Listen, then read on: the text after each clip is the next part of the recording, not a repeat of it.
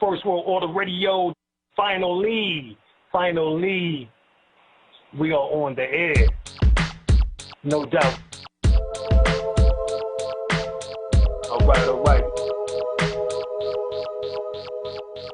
There's always going to be somebody in the building on First World Order Radio. We get on into some of that order consciousness tonight. First World Order Radio every Wednesday, 8 p.m. We got to talk about what is taking place on the planet. There's always going to be somebody in the building on First World Order Radio. First, we need to let you know we're going to be doing more shows, giving out more information on Wednesdays. Wednesday at 8 o'clock, we are now going to make this the hottest day of the week. Preceding others in time, order, importance. The most prominent parts, voices, or instruments. Earthly state of human concerns in existence. An indefinite multitude, quantity, or distance. System regulates to bring about specifics in the group based on value and natural characteristics. Current radiates electromagnetistics of sound through the air, same as your thoughts transmits it. Preceding others in time, order, importance. The most prominent parts, voices, or instruments. Earthly state of human concerns in existence. An indefinite multitude, quantity, or distance. System regulates to bring about specifics in the group based on value and natural characteristics. Current radiates electromagnetistics of sound through the air, same as your thoughts transmits it. You need to understand how magical this, something like this every Wednesday can become. So you need to start getting your calendar right, get your schedule right. You need to know our intention straight out. All right, so, these clues are given throughout the various languages was to piece the puzzle of this ancient mystery school back together again. And what we plan on doing, both of us, is bringing y'all some surefire dynamite. We're going to take this level up a notch. We're going to have stuff to do here. This is not just going to be about philosophies and theories, shit that works. No doubt about it. We back once again with the First World Order Radio. And tonight, you know who's here? Brother Panic. You know what I'm saying? Are you here, brother? Yes, sir. What's going on, Brother Alim? No doubt. How you doing, Chilling. Yet another week on First World Order Radio. Every Wednesday night, 8 p.m. Right. Good to be here. Before we get started, because I know you're getting ready to drop it on them, let me bring in my co-hosts tonight. Let me bring in Brother Mike. What's up with you, man? Yo, peace. Am I in the room? Yeah, you in the room. What's up with you? Oh, peace, Alim. Peace, Brother Panic. It's an honor to be on the show. All right. Just hold on. We getting ready to get it popping. Hold on. I got to bring in Brother L. Brother L, Grand Sheik, you here? What's up with you? Peace, God. How you doing, brother? I'm doing well, God. How you tonight? Wonderful. All right. Peace, Brother L. Peace, Brother L. Peace and love, brothers. All right. We ready to get the house going here and get it popping. What you got for us tonight, Brother Penny? I know this is part 2, you know what I'm saying, to destroy religion and become magicians. So we wanted to get into some questions and answers. I don't know if you want to go straight into it. I know you probably want to give the audience a little tease so they can, get something stirring in their minds. Yes, this is the question and answer portion, as Brother Alim said. But, you should have been tuned in last week, and where the lecture portion of this information we dished out thoroughly. And some of the things we talked about, or what was accomplished, was us drawing a line in the sand between the mindset, because that's all we're really talking about here, is the mindset, either the know-how or the conscious releasing of fear to make your mind up to have your ancient mentality, which can now be called the magician's mind, which was just only a way of life for us, a way of thinking, and versus the religious mindset. And one of the things I pointed out, which seems to escape us, or we don't seem to focus on, is the fact that the religious mindset is the motif for which is the real poison, the real attack, the religious mindset, as opposed to a particular religion. Most of us are fighting a particular religion, arguing with philosophy. Was Jesus real? Was he black or was he white? There was no J, so he couldn't have been, there's no letter J, so he couldn't have been called Jesus. All this piles and piles of fantasy or ancient reality just debating and theorized. As opposed to that, what's escaping us is the fact that we have a religious motif or the perspective of all things we learn, no matter how advanced or how shallow, how ancient or how new, if we're still looking through the same glasses of religion, whether we call it Christianity, Buddhism, Nubianism, Moorism, black magic, the dark side, no matter what we decide to call it, if the greatest joke about it, if we still using the same puzzle pieces to try to figure out a different puzzle, that's actually our problem. So we talked about some of the things last week, some of the mentality which we need to start adopting. Now, it's not a mentality that is equal to my mentality, as if I'm to say I somehow figured out something you can't, or I figured out the one thing that everyone needs to figure it out. You need to figure out on your level whatever it is you're here to do. Everyone has their path. And some people's paths are to be stuck in a religious mindset. So I'm not trying to save those I'm trying to talk to those who are trying to release themselves from a slavery they may not know is going on, or a routine that we are all in some way victimized by, because this is something that was repetitiously fed to you throughout your entire life. So it takes a whole entire lifetime to actually get away from this type of thinking, this type of poisonous thinking. So even though you are wise enough to know that there was no old elderly man by himself that built an ark and had over 800 insects on it, and then not only were there 800 insects on this ark, he got them all to fuck. You know what I'm saying? So we're wise enough to understand this is folly, but at the same time, if we still have this mindset of good versus evil at the core, it should, and I really don't have to go past that, because the good versus evil is only akin to fear and oppression. Once you start labeling good versus evil, because then you start to dictate behavior from that. You dictate social behavior. You start to dictate what's acceptable, and you play along with what's acceptable in fear of a punishment, of a fear of this eternal punishment. So even like now, people who are dealing with spirits, they have this extreme fear. If they don't do that right, these spirits will now punish them. If they don't do that for old Shun, if they don't do that for old Goon, they invoke the wrath of these gods. That's nothing more than a religious Jesus versus the devil, good versus evil mindset, which is yet an example we're talking about of this motif of religion.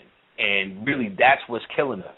For instance, this whole idea of the superior white man. Now, we no longer say that. The white man is not superior. We are superior. We're the original race. We're the original black man. The black woman's womb is all divine, all knowing. Your children are all mystical and star children, and they came from caves and all of this shit. But we still act as if these motherfuckers are the be all, the end all. You get what I'm saying? So while we're saying this with our mouths, we're acting out the reality, which tells you what's really happening in our subconscious mind.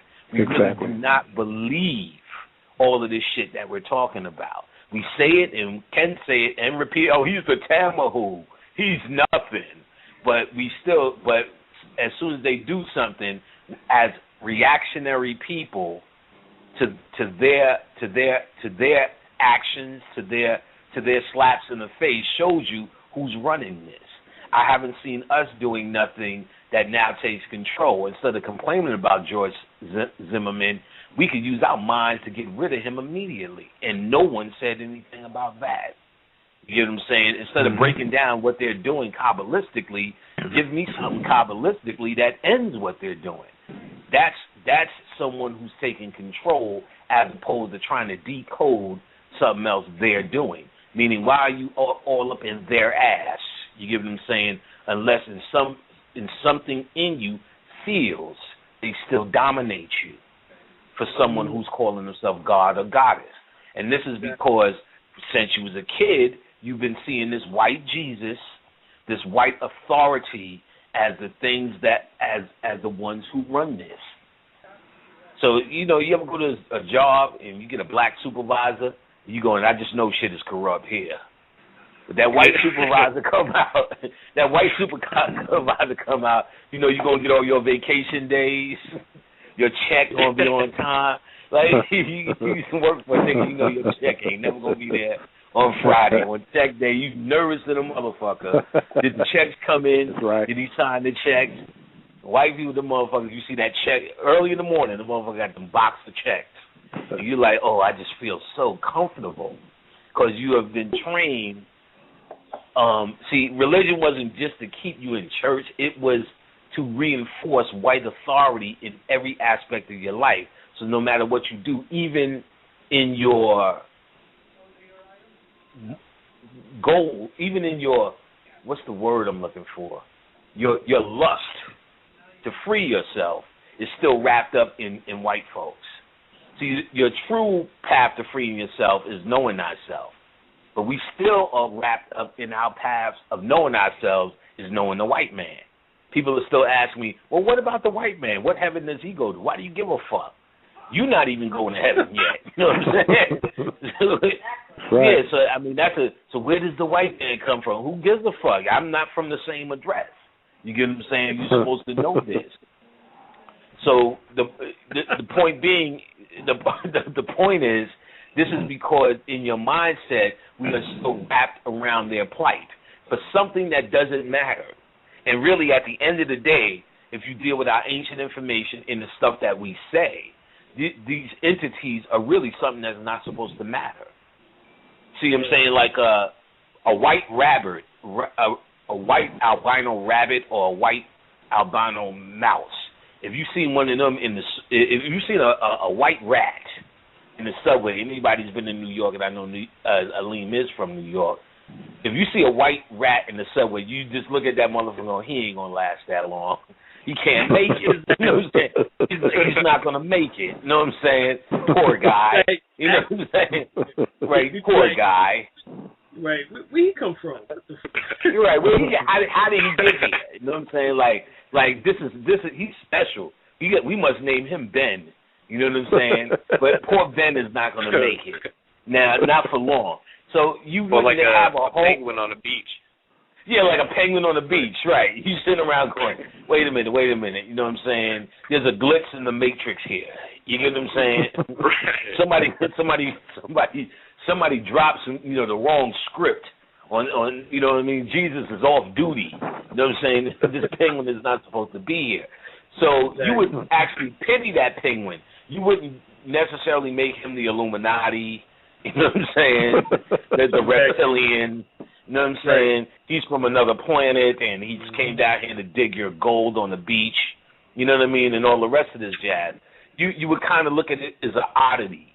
And so for the survival of this oddity, it's in his interest to keep himself on your mind, because you are the divine mind.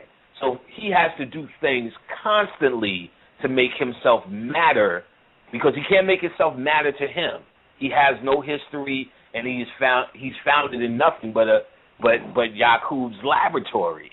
So he cannot make nothing for himself. So he has to convince you that he's something. Mm-hmm. Right, basically like an attention whore. Right. Mm-hmm. And not for the ego, because most attention whores are going for the ego. He's going for survival. So he needs your attention for life. This is more a feeding. You get what I'm saying? This is more this is more you who have the divine mind and the ability to validate that penguin on the beach. Because if we think of what we think to be normal, that penguin becomes odd. But if that penguin could convince us that he's supposed to be on the beach, like in Happy Feet or some shit, we would then we would say, well, I guess I guess this is supposed to be the truth. So that's his big score. So how does he do that? How does he convince us that he is supposed to be? He has to make himself special. That's through the path of religion. Something that we were already falling victim through in our particular time was called superstition, when we felt we had to start appeasing these deities that we created. It opened up the doorway for the next level of superstition, which became religion. And so what you see, this white Jesus, this white authority, this mystery God. We're going to put some more power to that word, mystery God. He's a mystery God. And we kind of tend to think of it just because nothing's being said about it. But that alone holds more power. Because you got to remember, we were people who knew exactly where we were from and where we were going. Most of the information left on white people by their hand was erased because of their origins. So they step in the role of this mystery, this special thing that sticks out, this goddamn penguin on the beach, the mystery God. And again, they put God in front of it, then all of a sudden it allows our minds to run free with the mythology of where they could possibly be, up until the point now that they're the fucking Anunnaki, they're reptilians, they're Illuminati who came to this planet to dig for gold, so on and so forth. Mm-hmm. They're just stepping into the black man's natural psyche and just playing a role. All because, not because we believe in Jesus. That's later day bullshit. It's because we believe there's something greater than us that's in control. That's our biggest problem. We believe something greater than us is in control. The worst case scenario for them is for them for us to realize or turn all of our attention inwardly back towards us. Then the penguin on the beach becomes absolutely positively irrelevant based upon us understanding non-balance, which everyone likes to call themselves Mayat. But now you need to understand, once you turn it inwardly, you'll start to see what's non-balanced. These things will answer themselves. These things will die out themselves. They're alive today because we have nurtured them with our thoughts. The same way Ben the rat would be dead unless we start breastfeeding the motherfucker. Give him a cage and start feeding him. Then, you know what I mean? So we're feeding this, or we start making this penguin's environment or the environment on the beach conducive to this penguin who's not supposed to be there. So we need to understand the religious mindset is more than just believing in Christ or getting past Christ and calling yourself Sekhmet or Durga or whatever. It's much more getting past that. It's actually going within and starting to have faith in the shit that you describing yourself as. Start doing things to actualize some of the things that you like to talk about. That's the key here. Now we're gonna get into the questions and answers portion of the thing. I just wanted to open it up. Now we go, like I said, thoroughly last show, which is available for download. You can go where I give the whole entire lecture on this subject, which we go into detail. We'll give facts and so on and so forth. So we're going to try to keep the questions in this basic area. And as I pointed out, you guys can ask questions for the show, and someone did ask me a question, which was a good question and is semi-relatable to what we're talking about. What they asked me was to talk about levels in the spirit world. And yes, there are levels, and the best way to describe it is this. When I first started, one of the first things I wanted to do was contact spirits. That's why I got into any of this conscious work. And, ask and you shall receive. So what I started to notice first was the first contact that I would make, and it would come in the form of intuition. It would come in the form first as a good idea, because this is what the spirit does in terms of how it communicates to you in the beginning. The more you exercise that portion of your mind, your pineal gland and all the rest of those magical, intuitive parts in your brain, once you start to activate it, those intuitions, those good ideas, those aha moments eventually will become full-blown conversations. But you need to know how to look for first contact, if you will, with the spirit world.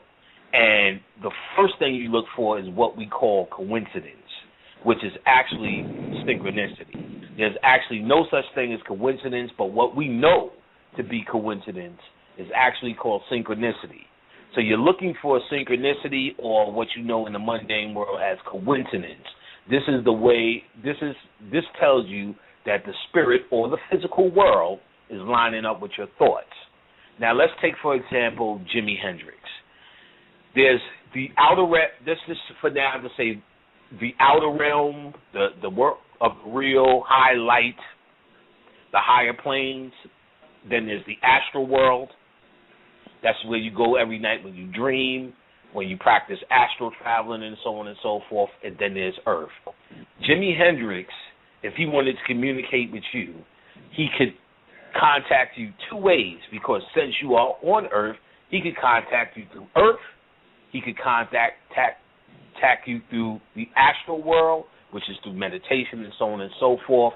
And once you get to a certain level or obtain a certain level of light within, based upon your meditations, ritual work, herb packs, chakra work, so on and so forth, all the tools that are available to you through conscious and occult work, you'll obtain enough light within to actually communicate or commune past the astral world or past the physical world. Most of us are stuck on the physical world, only communicating through five senses. When you become more sensitive, you're communicating a little bit more astrally through the pineal, and your senses become super senses. Once you go past that, you're communicating with other worlds, outer realms, other realities.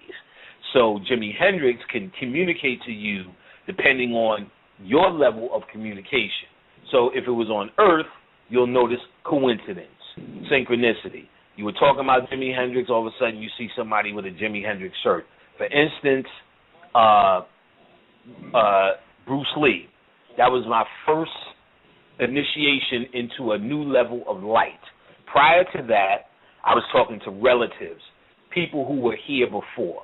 You get what I'm saying? And then my first contact with someone who I did not know, who did not know me physically, and started communicating, happened to be Bruce Lee. And later on when I asked him, I was like, well, why you? And he was like, because you wasn't into me, because I was not a Bruce Lee fan. I would have thought it was just something in my mind if I was a Bruce Lee fan. You know what I'm saying? So, right. And I didn't believe it when it was coming through. I said, well, you need to prove to me that you're really Bruce Lee. Came out to meditation on 14th Street. As soon as I came out to meditation, a white man walked by with a Bruce Lee shirt on. Wow. That's when I knew it was on. So that's him communicating through me, through Earth. This is when I was new and starting to reach these levels. Then Jimi Hendrix. This was in dreams, Brother Panic? Say that again, brother? Was that you were dreaming basically when you were having No. This particular contact was through meditation. What used to happen was I hadn't worked for like a year, so I'm home doing all that spiritual work. Had to go back to work. This is in 2006. 2007 maybe. No, maybe 2006. So I was fucked up, like, just because I worked in IT, so having to go to everybody's desk, fix their computer, it was just too much fucking information. I used to just pass out. So every day on lunch, I would go to 14th Street and just get into meditation. I just was always shut down for an hour. So there's a park right off of 14th and Union Square. So I used to go in there, get right into the zone. Meditation, go back to work. Meditation, go back to work. So went there one day, and in my mind, I could see Bruce Lee working out. But, this was normal meditative practice to me, but it felt a little bit closer. It felt as if the things that were starting to happen with, like, my aunts and uncles, because I already was talking to ancestors, if you will, which is actually just relatives. And so it started feeling like that, but I knew I didn't know Bruce Lee. This didn't occur to me. Second day, the same thing. I would see him working out, and it was real vivid in the meditation. So the third day, he's talking to me. He said, I need you to recognize me as a god. And at this time, I wasn't speaking anywhere. I said, you must mean you want me to have a conversation with Bobby Hemmett. He was like, no, but it was weird because he was talking up to me, kind of, as opposed to, like, anybody else, oh, shit, that's Bruce Lee. But he was talking to me as if I was higher than him, if I had to put a definition on it. So I was like, well, what about you and the white woman? He's like, man, that shit don't even mean nothing. I said, all right. And he told me about healing his spine and with all this, which I didn't know at the time he actually did. He was telling me about his spine because he healed his spine with his own mind. And so now, with that being said, so I'm still not believing this. At the time, I was at the level of, well, any spirit could talk to you. You know what I'm saying? They had to prove it to me. I still do that. Well, you need to tell me something I don't know to make sure it's authentic. So, and again, when I opened my eyes, I seen the white boy with the Bruce Lee shirt. Now, I'm gassed because this was my first, you know what I'm saying? So I went back to work. My man, it was actually Memorial Day. Nobody was in the office. So I'm going back to my little cubicle, and in the next cubicle, I hear Bruce Lee sounds. What the wah, wah? So I said, yo, Al, what you watching, yo? My man Al was like, yo, I'm want to listen to Return of the Dragon. At this time, I was also dealing with the goddess Tara, which was a mother figure. So I'm listening to Return of the Dragon. Now I'm really going. You know what I'm saying? Now I knew it was on. So this coincidence, if you will, or synchronicity, made me see through the earth plane that's how they communicate through the earth plane. So now when I got home, I'm gassed the fuck up. So now I'm doing all the stuff that I've been doing because now I'm like, this shit has been working. Lit my candles, grabbed my crystals, all that shit I was doing at the time, and Bob Marley and Peter Tosh came through. Two others who I knew nothing about in terms, I just know we jamming, but not their philosophy, and, I know who they were, but not, their stuff. So that's when I asked, well, why are y'all coming? And they were like, because if it was Batman and Spider-Man, you would have never believed this shit. And then I seen Jimi Hendrix start walking and standing near my altar. I'm like, yo, I can't even deal with it, dog. Just let me get a moment. Then after that, it was on. I was just talking to all. So I'm like, why are all of these singers and stars coming to me? You get what I'm saying? And I'm like, why are all these singers and stars coming to me? And then I realized, as gods, see, for us to show up on the earth in the later day, in our day, we can only show up as singers and guitar players and magical tap dancers and all this kind of shit because the political scene and any other scene where our power could be exercised was actually shut down.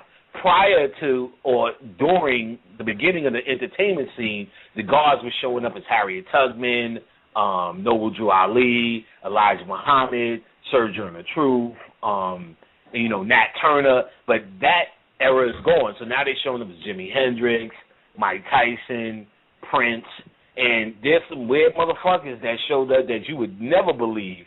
When Sammy Davis Jr. and them niggas came through, I'm like, y'all niggas need to cut it out. Now, who's pulling my motherfucking leg? You know what I'm saying? And that nigga came through and said, no. He said, nigga, we was sending fucking algorithms to the planet to wake this motherfucker up through tap dancing. I was like, God damn, I'm ready to go get me some ballet shoes and get busy. Just how, like, you just would not think of that. You just think of looking at Sammy, you know what I'm saying, shaboing boing and all that kind of shit. Yeah. But him and, what's his name, the other boy from Tap, Gregory Hines and them niggas coming through. No, I ain't listening. That's not even nothing from my era that I'm even interested in. You know what I'm saying? Exactly, yeah. And them niggas coming through. Frankie Lyman and them niggas came through. He said, nah, he killed himself. You know, they said it was a overdose. He said, no, he killed himself, and he came back and helped Michael Jackson. Right when he died in '68, that was the pan energy, went right to Michael Jackson and them niggas when they started blowing up. I'm like, damn. So I mean, it's a recycling thing of our energy just being recycled, rehashed.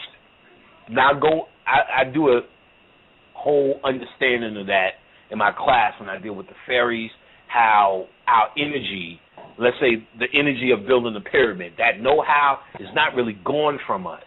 It actually has to transform into some other form of genius for us, for our particular time. For instance, if we all build a pyramid right now, we get no props, you know what I'm saying, and we'll get no benefits, and it does nothing for us. So things like rap music, things like crunk, and all the rest of that creative shit that black people do is the same pyramid building energy just transformed into something else. It may not look as big if you're measuring it, but it is just as big in the context for what it does and so on and so forth, for what we need as opposed to the monument that's left over. Gotcha. Well, I was going to say, Brother Panic, because, I mean, I've always, you know, I mean, of course, you know, respect to you, because I knew you were truly in hip-hop, you know, since, you know, I mean, it pretty much started. But I was going to say, like, I can't imagine there being, I don't know, I guess because I just grew up with it and I just, you know, love it. I couldn't imagine there being better music than hip-hop. Well, it depends on your era. You know what I'm saying? Like, you know, because you tell that to my mother, you know, she'll have your throat. You know what I'm saying? Now, right. You know, she'll have your throat and tell you all about the science of doo-wop music. You know what I'm saying? You'll be, before you know, you'll be walking out the house. Life would be a dream, shaboom. You'll be doing that shit. I think rap was interesting because, and see, honest, music as a whole was coming from the heart chakra. Everything was a love song. So what rap did was actually take it to the throat chakra, and it was more creative. Now you can talk about anything. You know, Delancey Street.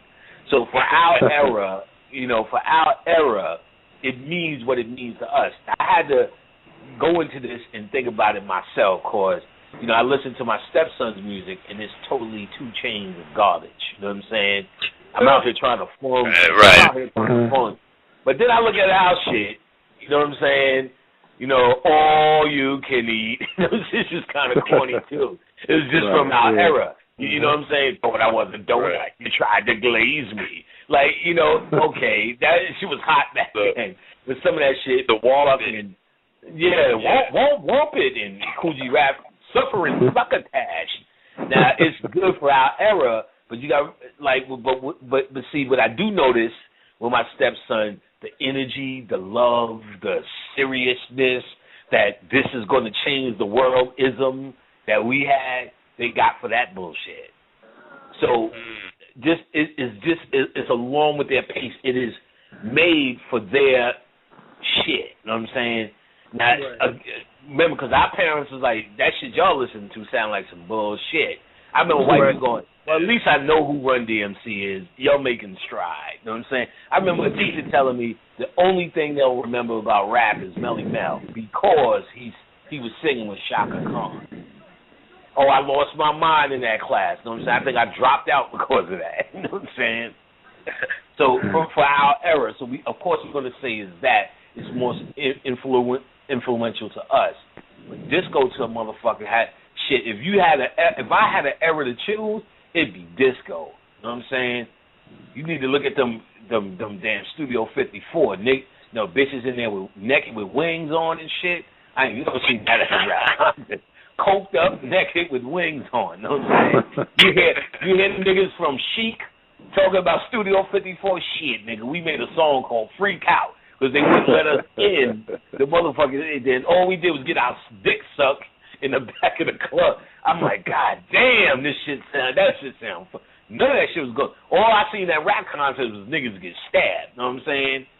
All I remember is red alert saying, all right, turn on the lights. Y'all know y'all just stabbed Herbie Love, who made Push It. Nigga, I don't give a fuck. He had a nice break, nice, and that's all niggas talk about. You know what I'm saying? Years later, Nas was a little bit younger than us, but he remember we used to go to the club. So years later, when I met up with him, I remember you told me you was there when Herbie Love got robbed at a damn Latin Quarters. Tell me about that story. Nothing about no early rap, nothing. I want to hear when a nigga got robbed. I'm like, shit, I want to hear Studio 54 stories when niggas was getting fucking twosome in the fucking bathroom. You get what I'm saying?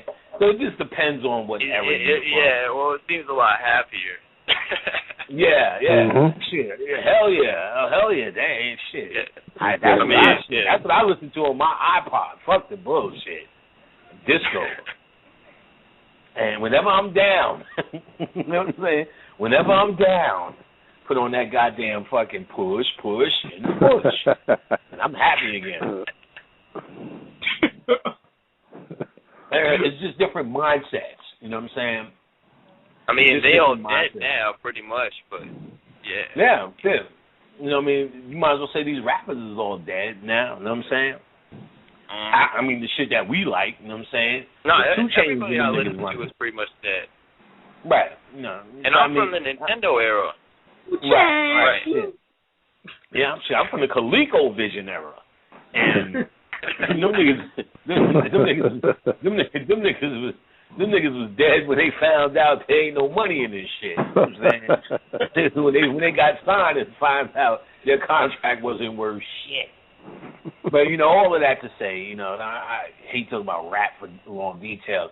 It's from our era. I think it's an amazing thing because what we did yet again was take nothing and made it into something new. You know what I'm saying? Which is what black people do, kind of thing. You know what I'm saying? So I mean, it for our era, that's a But jazz has that same story for the people who are into that. You know what I'm saying?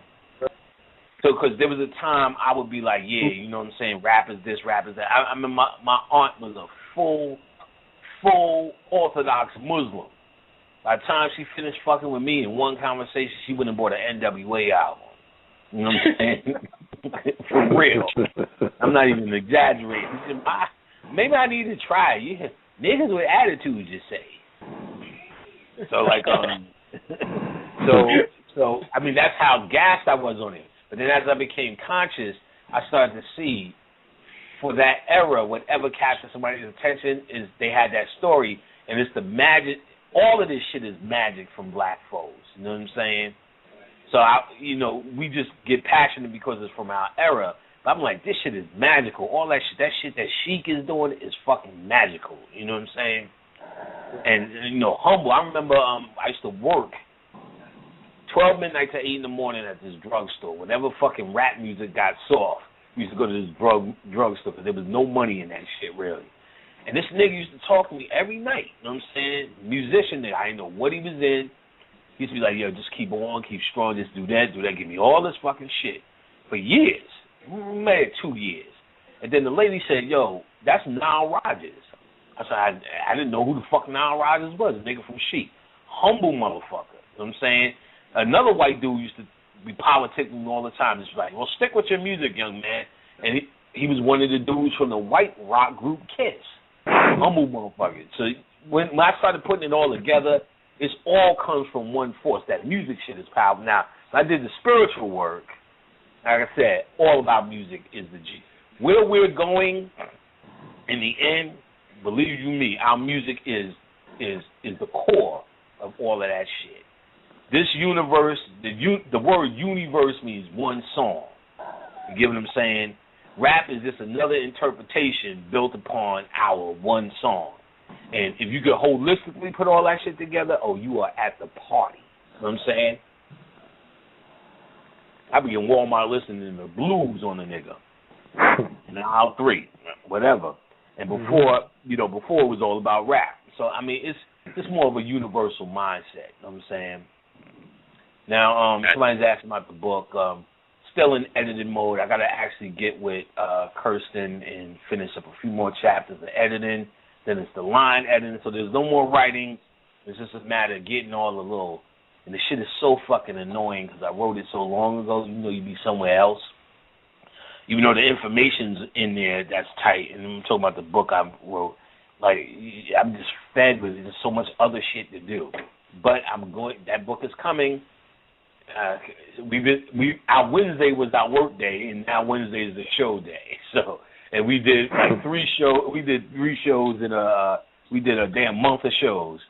So we're gonna get next week. Me and her gonna get together and maybe figure out a new day or something like that. But it's coming. Oh yeah. I mean the shows are making up for the book, yo. I mean, yeah. Cool. The shows. I mean, the book and all of that stuff is only secondary to the information or to even herb packs or any of that other stuff. First and foremost, information. I mean, because I have about at least 1,000 hours of information that's available. If y'all want it, just email me, panicpack@hotmail.com. I'll send you all the links for free. So the information is more important than any of this stuff that you have the option of buying. And like I said, the book, you will knock you on your ass.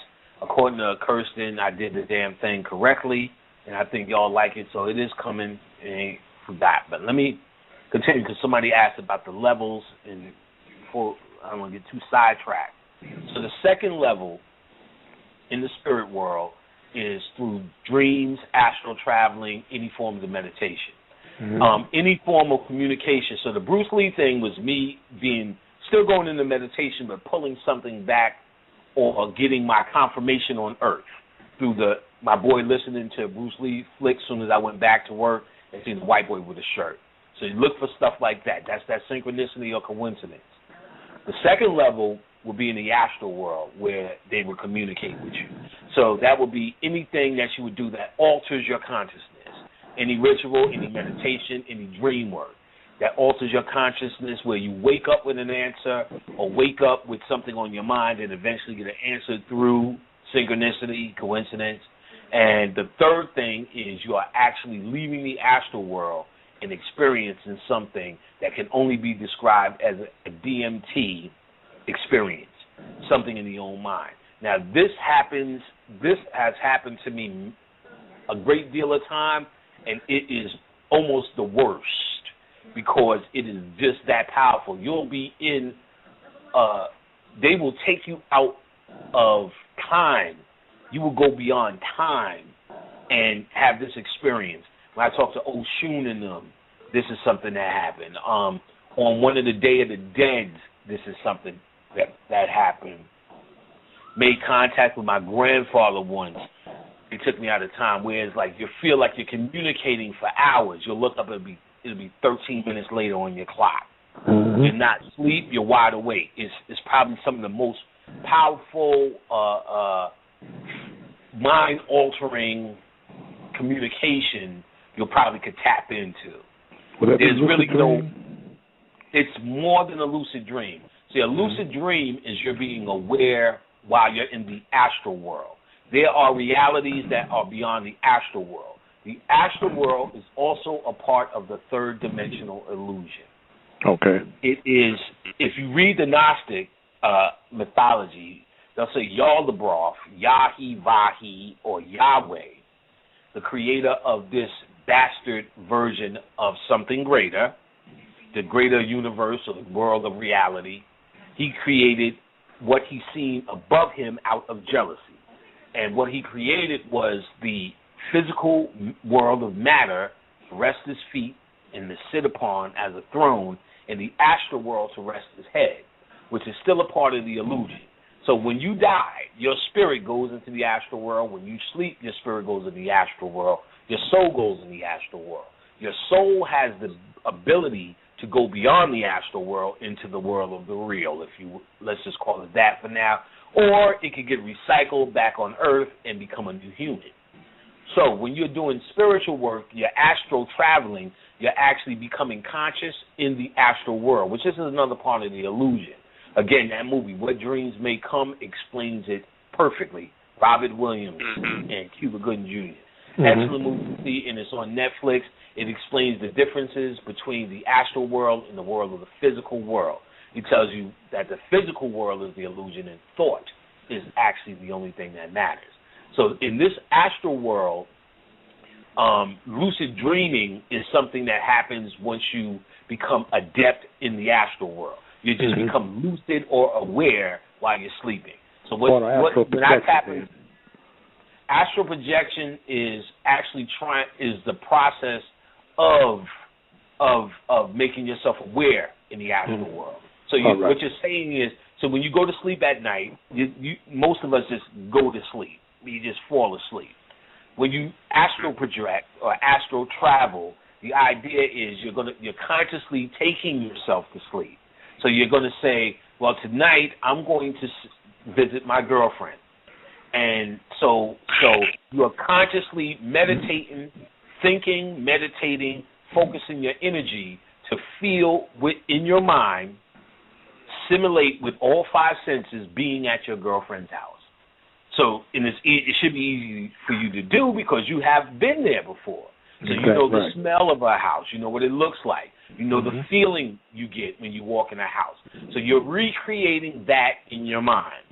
The idea is the more you do that, you are actually projecting your spirit body to that location. You're programming yourself to do that. So the more you do that, the more adept you become. And then the more adept you become, what I found out is you become more aware because you are no longer just falling asleep. You are now consciously going to sleep.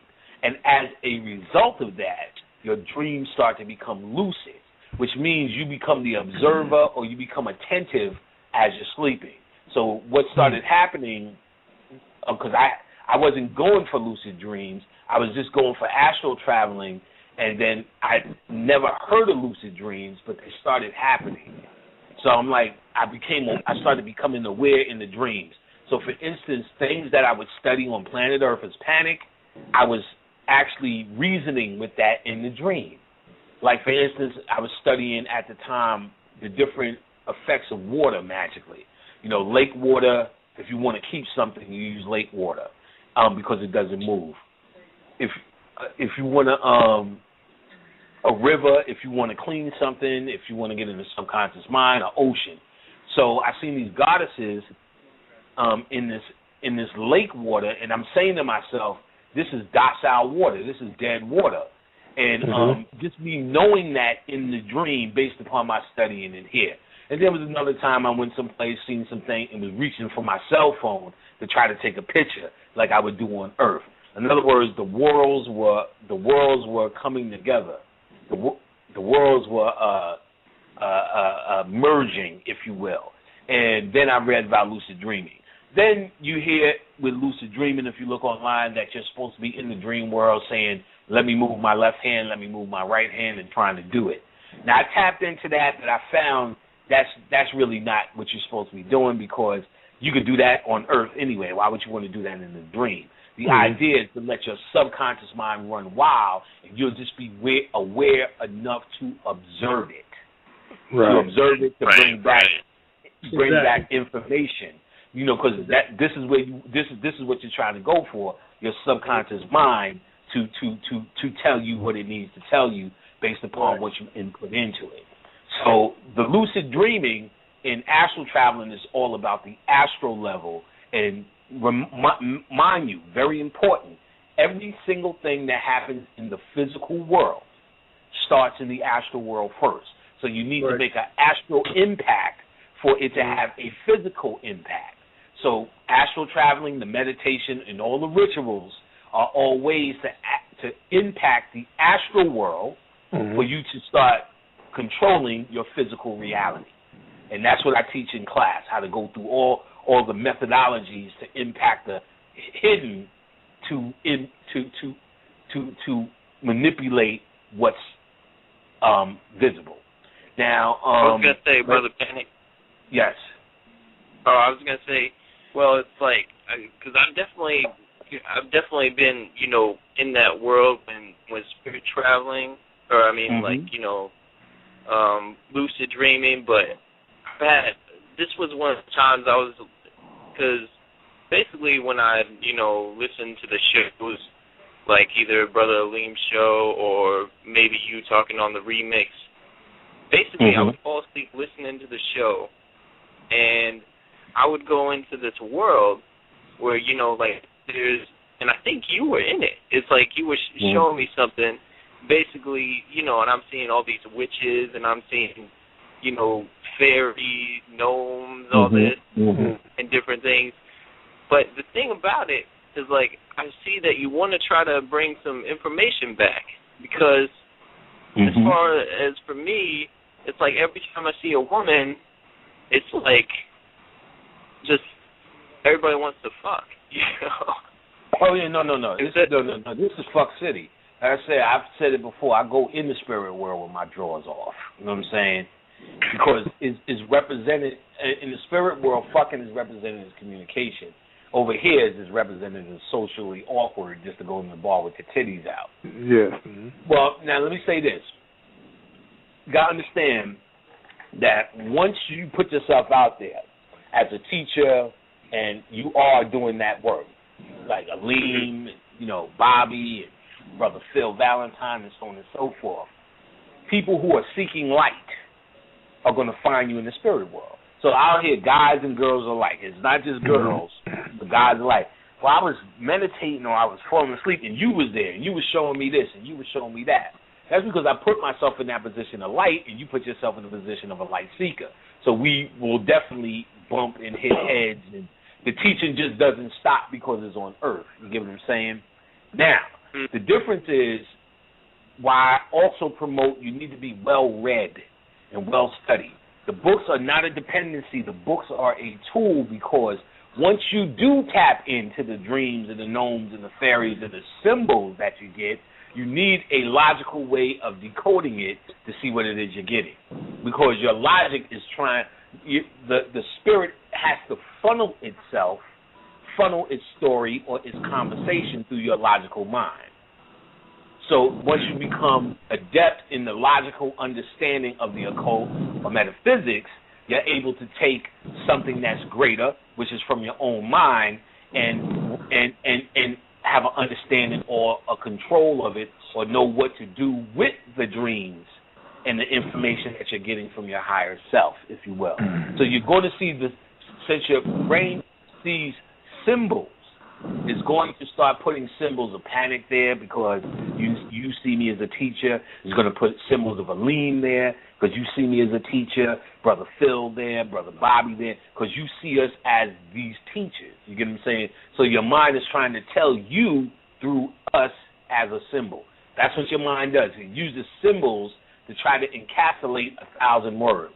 So instead of trying to explain to you 1,000 words in a blog talk show, it'll just show you me or Bobby or Phil or Brother Alim, someone that you already see as a teacher, and then it'll try to explain the story within that. The object is you're supposed to have these books that you're able to say, well, I've seen the gnome. What does a gnome mean? You get what I'm saying? What does a fairy mean? And then the symbology of that should give you a lead. Got it? Yeah, that makes sense. Thank you. To give you a lead. So now, and I'm saying the last thing is, the more you do this work, what you're doing is you're actually gaining light. You may look the same, you may act the same, you got a gut, your gut's not going to go away, you're not cute, you're not going to be cuter. But the light within you will start to shine. Others who seek light will see that light, but primarily if you are in McDonald's, you'll just be another guy in McDonald's. You get what I'm saying? Right. But what happens on the spiritual world, on the spiritual level, is a whole different thing than what's happening on just the regular scholarly level. On a scholarly level, most people are reading and they know how to repeat shit and tell you all the warnings, tell you what you should and should not do. Yet again, a religious mindset, now you're just calling it intellect. On the spiritual level, when you gain that light, what you will find is the things or the energy that you're able to communicate with, the stamina that you built up to communicate with higher things become greater. The complexity of what you can communicate with and what communicates with you becomes greater once you build up the light. So you have to do the push-ups. Most people want to jump in the deep end. Panic, how do I do what you do? Well, I did every day. I did something to take a step towards receiving greater light. So you have to start where you at. You get what I'm saying? And keep building, keep trying, and never give up. And then what you'll find in hindsight that you was talking to goddamn Godzilla or whoever, you know what I'm saying, you want to talk to at any time. At this point now, anybody, anything I wanted to talk to or wants to talk to me has a free conversation as if I was sitting down in church talking to, you know, at the family reunion talking to any nigga that shows up. You know what I mean? And it's to the point where it's not. Before it was harder to get in contact with. You know, see, human thought is what blocks you. So the more you give up human thought. Now, I'm not talking about giving up your kids and not paying for your kids or treating your wife and your family a certain way. I'm talking about participating in the same mindset and adding your emotions to it. You know what I'm saying? If somebody came and said, oh, Jimmy Lee died, I'm like, oh, man, I'm sorry to hear that. You know what I'm saying? But I'm not going to just beat my head against the wall like maybe the next man would. You get what I'm saying? Right. Meaning I'm not as emotionally invested as the regular human would. Not to say I'm not saddened by Jimmy Lee dying. I'm not saddened for the people that it affects. It's not to say I don't understand how painful this is or could be, but me emotionally, how I'm to accept this is different from the average human. And things like this, steps like these, what it allows you to do is start to free yourself from the human condition. So this doesn't mean being mean to people. You know, if you're mean to people already, who cares? It doesn't mean be nice to them neither. It's not about manners. It's really about freeing yourself from the same routine. See, they count on this routine. That's why they'll show you Jenna 6. That's why when a tragedy like Trayvon Martin happens, they also can use it to their benefit. That's why it may seem coarse when I'm saying pay attention to how much you buy into Trayvon Martin. Not because it's not sad that they killed a black boy again over Skittles. And we know it's sad, but if you have the typical human response, then they got your ass. You get what I'm saying? Then they got your ass. So it's real hard to understand and balance, but nevertheless, you need to understand the casualties of thinking like everyone else. That's Trayvon, Jenna 6, and so on and so forth. There's a consequence of that, and that puts you in the human frequency. That human frequency is clearly being controlled by masses of people, by us co-signing. So the object is to step out of this human routine in your thinking. And once you do this, you open the pathway for a higher form of intelligence to start working within you, something that's your birthright. So this higher form of intelligence, to the average human, it looks like you're outside of the box. Technically, as conscious folks, is why you say nobody in my family can get along with me. That was really the core of what's supposed to be happening, is that you're not supposed to be thinking like them. That's why you don't get along. That's why you weren't eating the ribs at the family reunion. You just were like, I'm not going to eat that. And while everyone is going, I don't see what's wrong with these ribs. Because they're in a human frequency, they're in a human thought process, which seems like a nice thing, but it comes at a price. It comes at a price of mind control. It comes at a price of, if someone does that, you have a reaction that we can count on. You get what I'm saying? So the last thing they need is for you to have a reaction that they can't count on. Those reactions are your ancient form of thinking, your occult form of thinking, your metaphysical way of thinking. You get what I'm saying? So once you have that, ask for. Say that again? Yeah, I was going to say that's what they always ask for. Any news reporter, how do you feel about this? What was your emotional reaction? Exactly, your feedback. And they always put the most ignorant motherfucker on the news because what they're actually going for is they're trying to dictate how you should emotionally feel. Mm-hmm. You know what I'm saying? You be watching the news with the shit down, and all you got to see is a black woman going crazy in the street and police officers standing next to her. You don't even have to hear the sound. You already mad. You know how your emotions work. I didn't grab no shoes or nothing, Jesus. Right. Exactly. You know how your emotions work. The sound will be down. You just happen to glance at the TV. If you see her throwing a shit fit and police officers standing there, you already turn, what the fuck is going on here? Because you already know. So they already got you as long as you think like a human. You get what I'm saying? Mm-hmm. But see, I've never seen them interview like an oracle or any shit like that. For what? No, for what? I mean, no. they're not. That's not even in the game. But you, like I said, they need you to react a certain way, and this is a cow mentality. This is the stimuli that this is how they control you. While we so busy worrying about the Illuminati and something that we think is greater, is this day-to-day shit is the mind control. You get what I'm saying? Exactly. Which you got to release yourself from. When you release yourself from thinking about this shit, you know what I'm saying, you then open it, they tell you all this shit in feng shui and all that shit we like to repeat. When you release something old, you get the opportunity for something new to come in.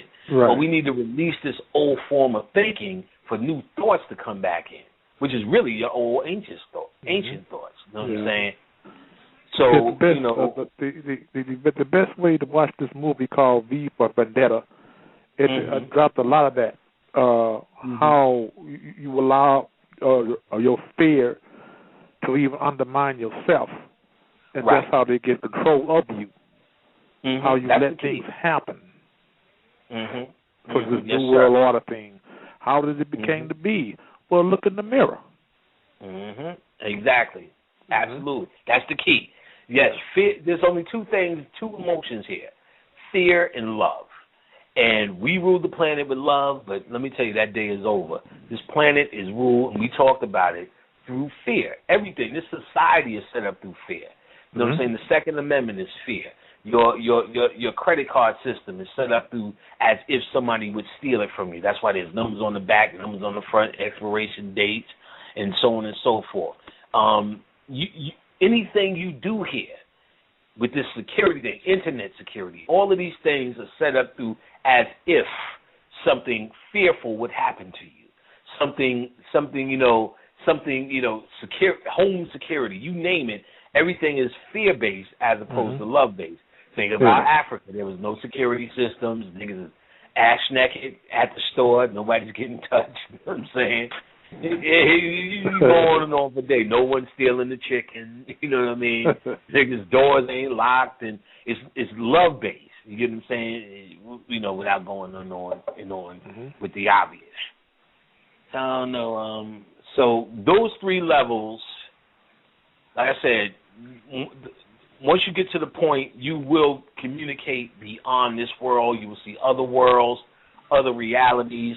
That's why I know and I can say with confidence a lot of the things we share are not based upon me with speculation or theory or maybe if. You know what I'm saying? That's why I always say, well, you can do this and do that because you can experience these things yourself.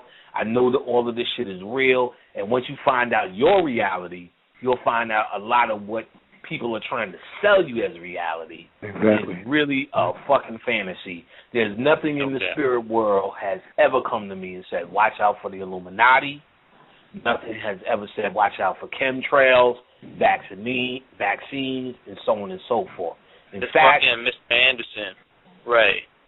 Right. In fact, most things come through the spirit world, and they have told me, guess what? It's not working.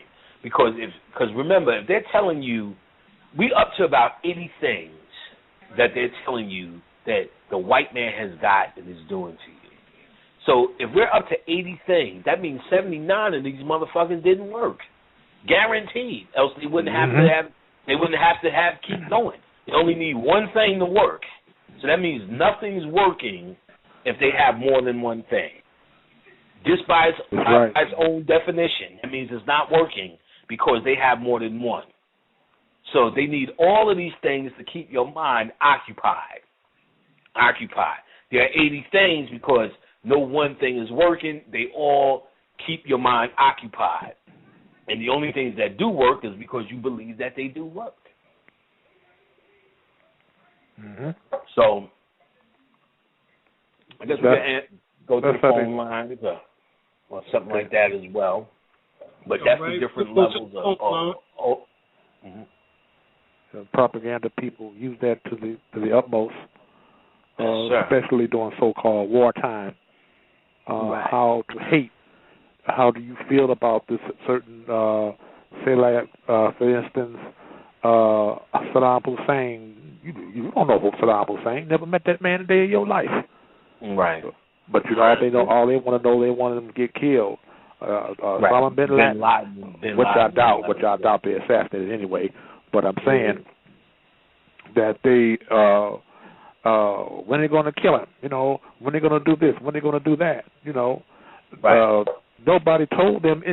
No, they don't have any evidence of anything really who's behind 9/11.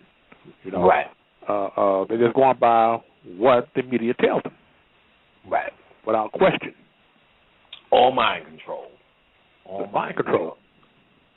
I was gonna say, Brother Panic. I don't know. This may sound like a silly question, but it's like I got the Spirits book, right? And I mean, it's like you said. I mean, it's kind of hard to read. It's a bunch of, you know, questions and answers. It's really a good book, but I mean, it's just like you're reading question, answer, and question, answer. But I've been looking all over the book for where it talks about the ego poisoning. Yeah, you're gonna have to labor to find that. You can see that's the way of that book. And when I tell people about the book, that's one of the things I tell them. It's somewhere in that book, but where I couldn't tell you. That book is written in 18 such and such, and is better off as a reference book. So you're going to have to skip around. That's not a read-through book. To this day, I haven't read through that book. I'll pick it up, go through certain parts based upon the ending. Yeah, that's what I was doing now. Yeah. So it's in there somewhere. Where, I couldn't tell you. And even when I mention that book, that's one of the things I say. It's in that book somewhere. You know, that's not pretty a much straight read-through book. Just kind of like skip through and skim and just skip through. And like I said, that's not the most important part. You just could skip through for your own cause and see what sticks out in that book. And that's the Spirits book by Alan Carniak, right? Or Cardiac. Right. This is a book where he's just, throughout the entire book, he's asking the spirit questions. So these are based upon his channels. And like with any other channel, you know, none of them are accurate. Channels are not like facts. You get what I'm saying? They're like a form of thinking on a higher level. You get what I'm saying? So you got to also be able to trust the person who's thinking. You get what I'm saying? That's why ultimately, you know, I teach you ways to think for yourself. You get what I'm saying? Yeah. So a book like that is good to see, to give you the framework of what channels are, how they work, how question and answers, how it's communicated. But ultimately, you want your own channels. You get what I'm saying? Because it's just really a form of your higher thinking. So if Alim got a bunch of channels, you know Alim's mind is a great mind, and the channels will be on point. But there's never nothing, or from me as well, but there's never nothing more sincere than what your mind tells you. You get what I'm saying? Nothing more sincere than that. Nothing will ever supersede that coming out of my mouth, what was from your own mind. This is a form of empowerment. see, again, from religious mindset, we have the understanding that someone else is supposed to say something, and that reigns supreme. No one is telling you, no, your mind is what reigns supreme. Or very few people are telling you your mind is divine and showing you the path to the divinity of your own mind, to access this part of your own mind. That's what we're doing here on First World Order, showing you how to be self-sufficient as opposed to self-dependent.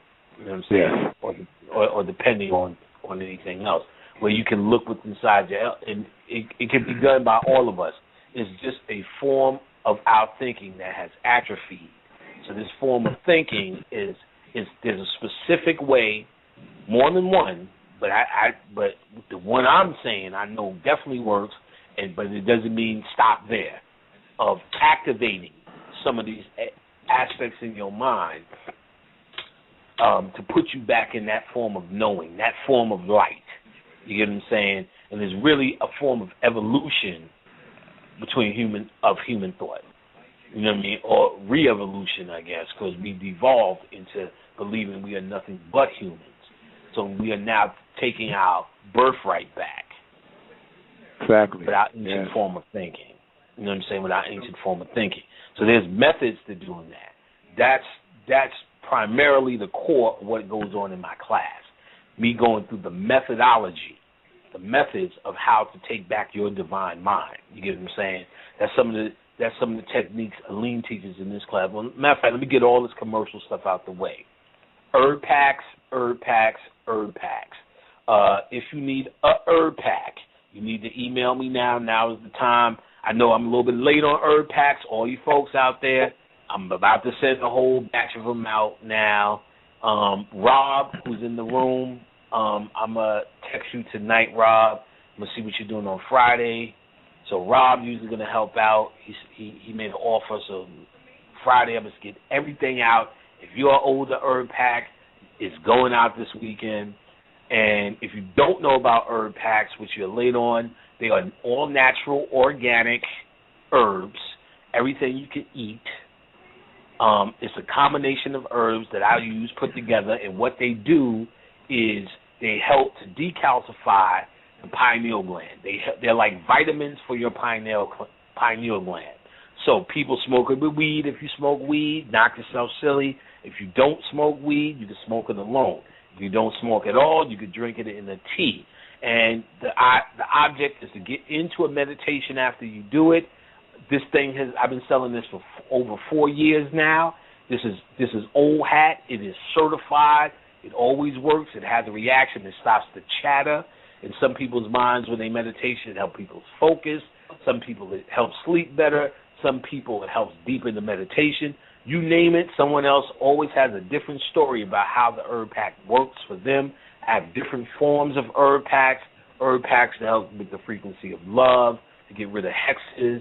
You name it, you need to get a list. You just email me at panicpack@hotmail.com. I have plenty of CDs to support this meditation. I have new CDs. I have new readings, God Force readings that you need to come and see what that's all about. So there's new stuff. Just email me for a list. But primarily, I need people to get up in this class. That's the shit that's changing lives. We're about to finish up this cycle. There's going to be a July cycle, so now is the time to get into these classes. And it's very simple. It's very cheap, cheaper than you would think. And it's a 4-week class, and I'll give you all the details. Email me for that. The class is changing lives. When you email me, I'll send you a list of the people who've taken the class, so you can ask them directly of how effective this class has been for them. And this is something you really need to get it going in your life. This is where all the energy is, and this shit is doing miracles. Now, other things I think you should have in your life is organite. Now, if you don't know what it is, I'm going to not go through the detail. I'm going to urge you to Google it so you can see how important this goddamn element is, this goddamn substance is. And you will see how not only is it hard to get, it is very expensive. But the good news is there is a brother who sells it for a very low, affordable price. more affordable, and the pieces are absolutely, positively quality. Beautiful. And you don't have to take my word for it. You can go to his Facebook and see it yourself. So that's the brother. His name is Jerry Miller. If you cannot find Jerry Miller on Facebook, email me at panicpack@hotmail.com. I'll make sure you link up. He's going to send me his email this week. For those who don't have Facebook, I'll be able to give you his email, but it's probably some of the most important substance you can have in your house in terms of your meditation. Some organite, herb pack will do the trick. The one last thing you must get from Brother Alim, very important. You can go to Dr. Alim, DrAlimElBay.com, DrAlimElBay.com, and you need to get his chakra pack. I get every day people are asking me, where can I get crystals? Where can I get crystals? Where can I get crystals? Well, I'm telling you where you can get crystals. DrAlimElBay.com. Not only does he has a whole host of shit that you can use for spiritual alchemy, candles. People ask me about candles. Dr. Alim has all the candles one could possibly need for your candle magic. But one of the most impressive things I've seen, he has a chakra stone package. So in one fell swoop, you can go in and get his chakra stones. It'll be a nice little package, nice little things to meditate with the chakra stones. For people who are finding them hard to get, you can get them from DrAlimBay.com. So the commercials out the way. Remember, panicpack@hotmail.com. That's where you're going to get the classes. And again, free links to all the shows I've ever done for free. You can email me there. Any questions for First World Order Radio, you can email us there as well, or you can email DrAlimElBay.com for that. And it's on and cracking. Those of you who can afford to spend a little bit of change to keep the party going, that's where the change should be spent to keep the party going. Right. And you get something out of it. So, okay, we can keep going with the Q&A or any of that kind of stuff. All right, we're getting ready to go to the phone line. We got area code 313. Area code 313 on the line.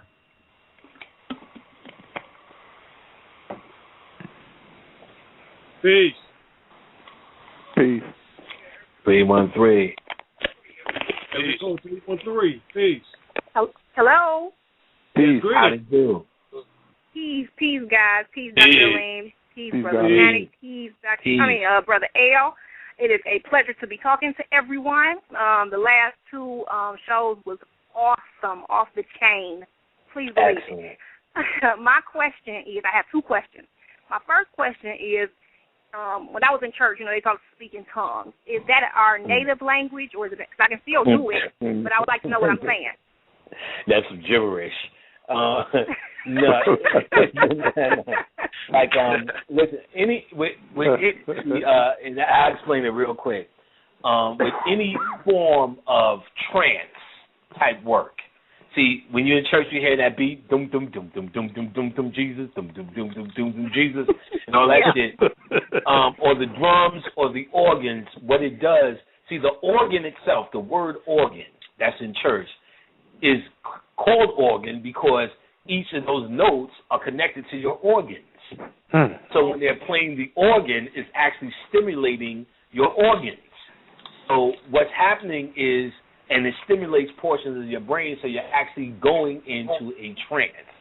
And because of your love and your energy and your kundalini for Jesus, or for for our sweet Lord, you're actually putting yourself in forms of trances with the drums. So when you if you went to an African drumming, you got people talking in so-called tongues too, or falling out, eyes rolling, because they're actually going into a trance. This is nothing more than the same thing. So it's nothing more magical than that. Going to a trance alone could be magical. You're just but the difference is in church, you're just using that energy for something that's meaningless, something that doesn't serve you. Now I'll go as far as to say, as an occultist and as a advanced metaphysician, you should not be letting any energy actually take you over anyway. You know what I'm saying? Right. Later on, when we couldn't realize these energies no more with abstract thoughts, we would just go into the trance so we can get the possession going. You get what I'm saying? So in church, you're only doing the same thing you're seeing at an African ritual. You're just self-possessing yourself. Or the preacher is possessing you because they do use voice techniques. In my class, when we get to the mind control portion of our class, I show you how the preacher and most speakers use techniques of mind control to activate certain things in the subconscious. You know, when they talk low, they talk to the rhythm of your heart. And sisters, we are here today. And then they yell. That hits the subconscious mind. Like, because, sisters, I always wonder, like, when I was coming out of the church, I really, people were just trying to convince me I was so crazy. I wanted to commit suicide. I really wanted to kill myself because I was like, this is the only truth. And I wasn't exposed to anything else because, like you said, it's like they teach you not to let anything take you over but them. Right, that's the only way, or whatever the case may be. And I knew I really seriously wanted to commit suicide because I felt like that was the truth, and I must be crazy. So I was wondering, like, what kind of power? But you make sense of everything you just said, Yeah, it's actually, you're actually calling on entities, energies. There are energies or invisible energies that need to feed, and they feed. They cannot incarnate in the body, so they need to feed off of your emotions. That feed off high emotions, and what they give you back is what you call happiness, your definition of happiness. And then there are those that feed off of low fear-based emotions, which feed off what you call your misery, depression, clumsiness, insecurity. And then there's more complex ones that are created, called thought forms, that are created and fed through all of that jumping around and spitting, and sister such and such losing her wig, and them playing that drum, one more time for Jesus, dum dum dum dum dum dum dum Jesus, and y'all yelling and jumping around. Y'all are stirring up so much energy, and with such low frequency thought, because, and you know that just based upon the people in church, no one, forget the Christ, it's the niggas in that motherfucker that like, he's sleeping with this one, and he thought he was sleeping with it. He accused me of sleeping with that they telling you everybody in the street is garbage, but everybody in church. Right, and they worse. You know what I mean? Oh, God, you ain't even know. I had y'all on the phone for 14 hours trying to tell you some of the things I went through. But I guess, I just always want to know, you know what I'm saying? But everything you said makes so much sense because I was like, man, and I had to get out of it by myself. I didn't have nobody to turn to. Yeah, your spirit got you out of it. That's why you were contemplating them thoughts, because your spirit was pulling you out of that mind control, which it has the power to do. Your consciousness was doing that. Now, okay, so can I go on to my second question? Yeah, sure. Okay. My second question, I recently started writing down my dreams.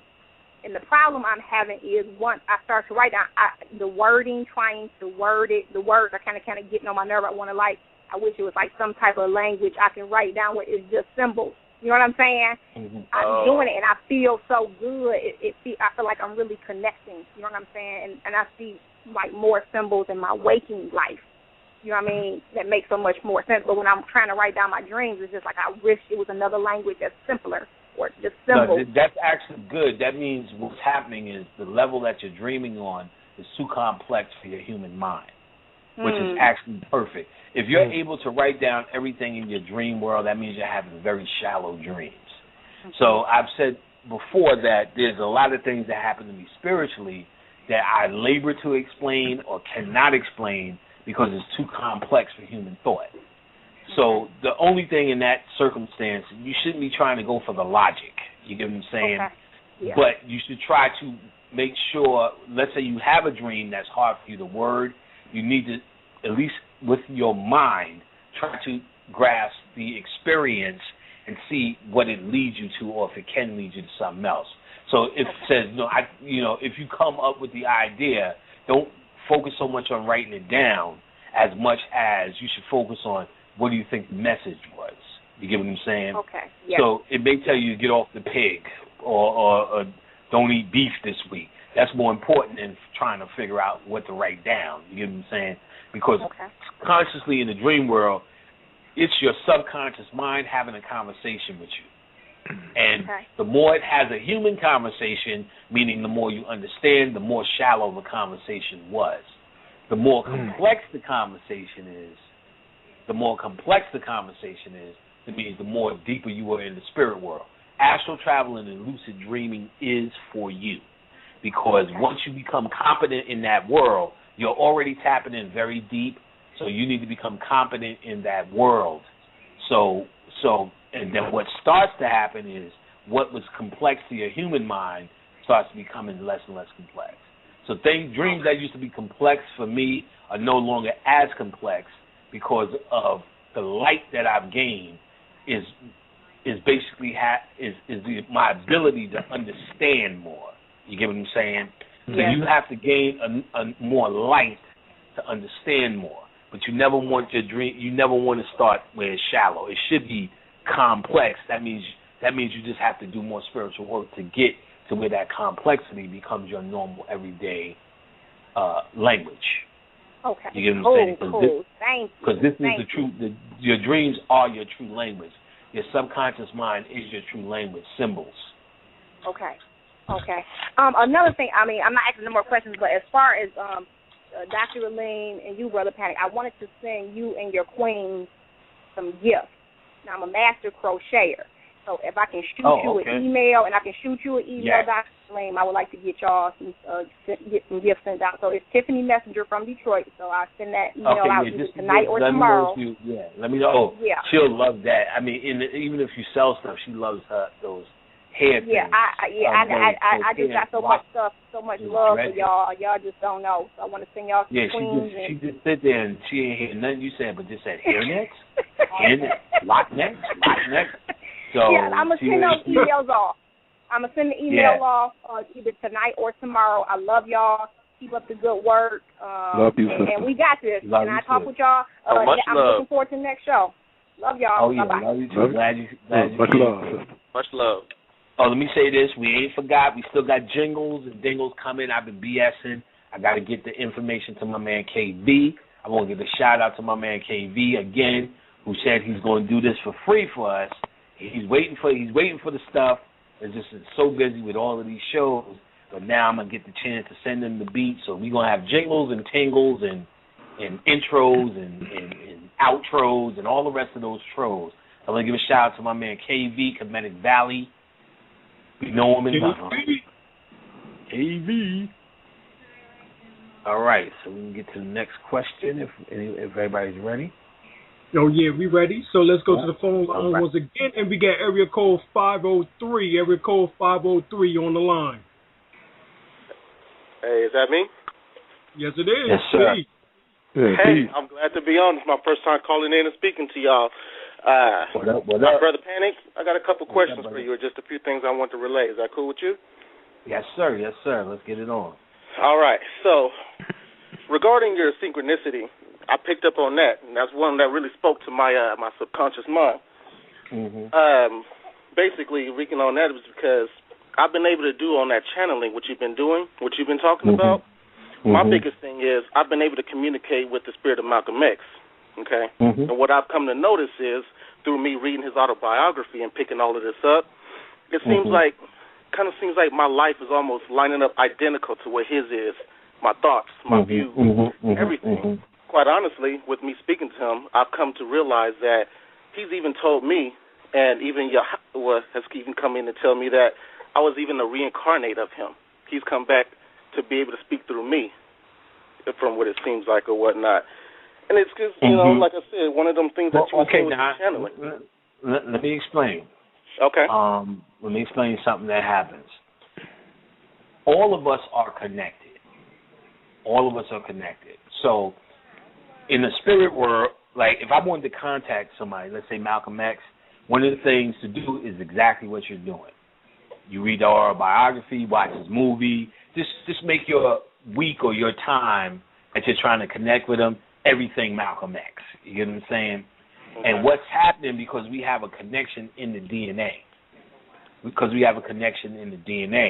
You'll feel the synchronicity. Remember we said the synchronicity is the confirmation that what you're doing is happening. The spirit is making a connection. Now, usually early on, we'll start to feel we're the reincarnation of it. But really, that's just him coming through to you. I'm going to tell you the prime example of that, Snoop Dogg. He thinks he's motherfucking Bob Marley.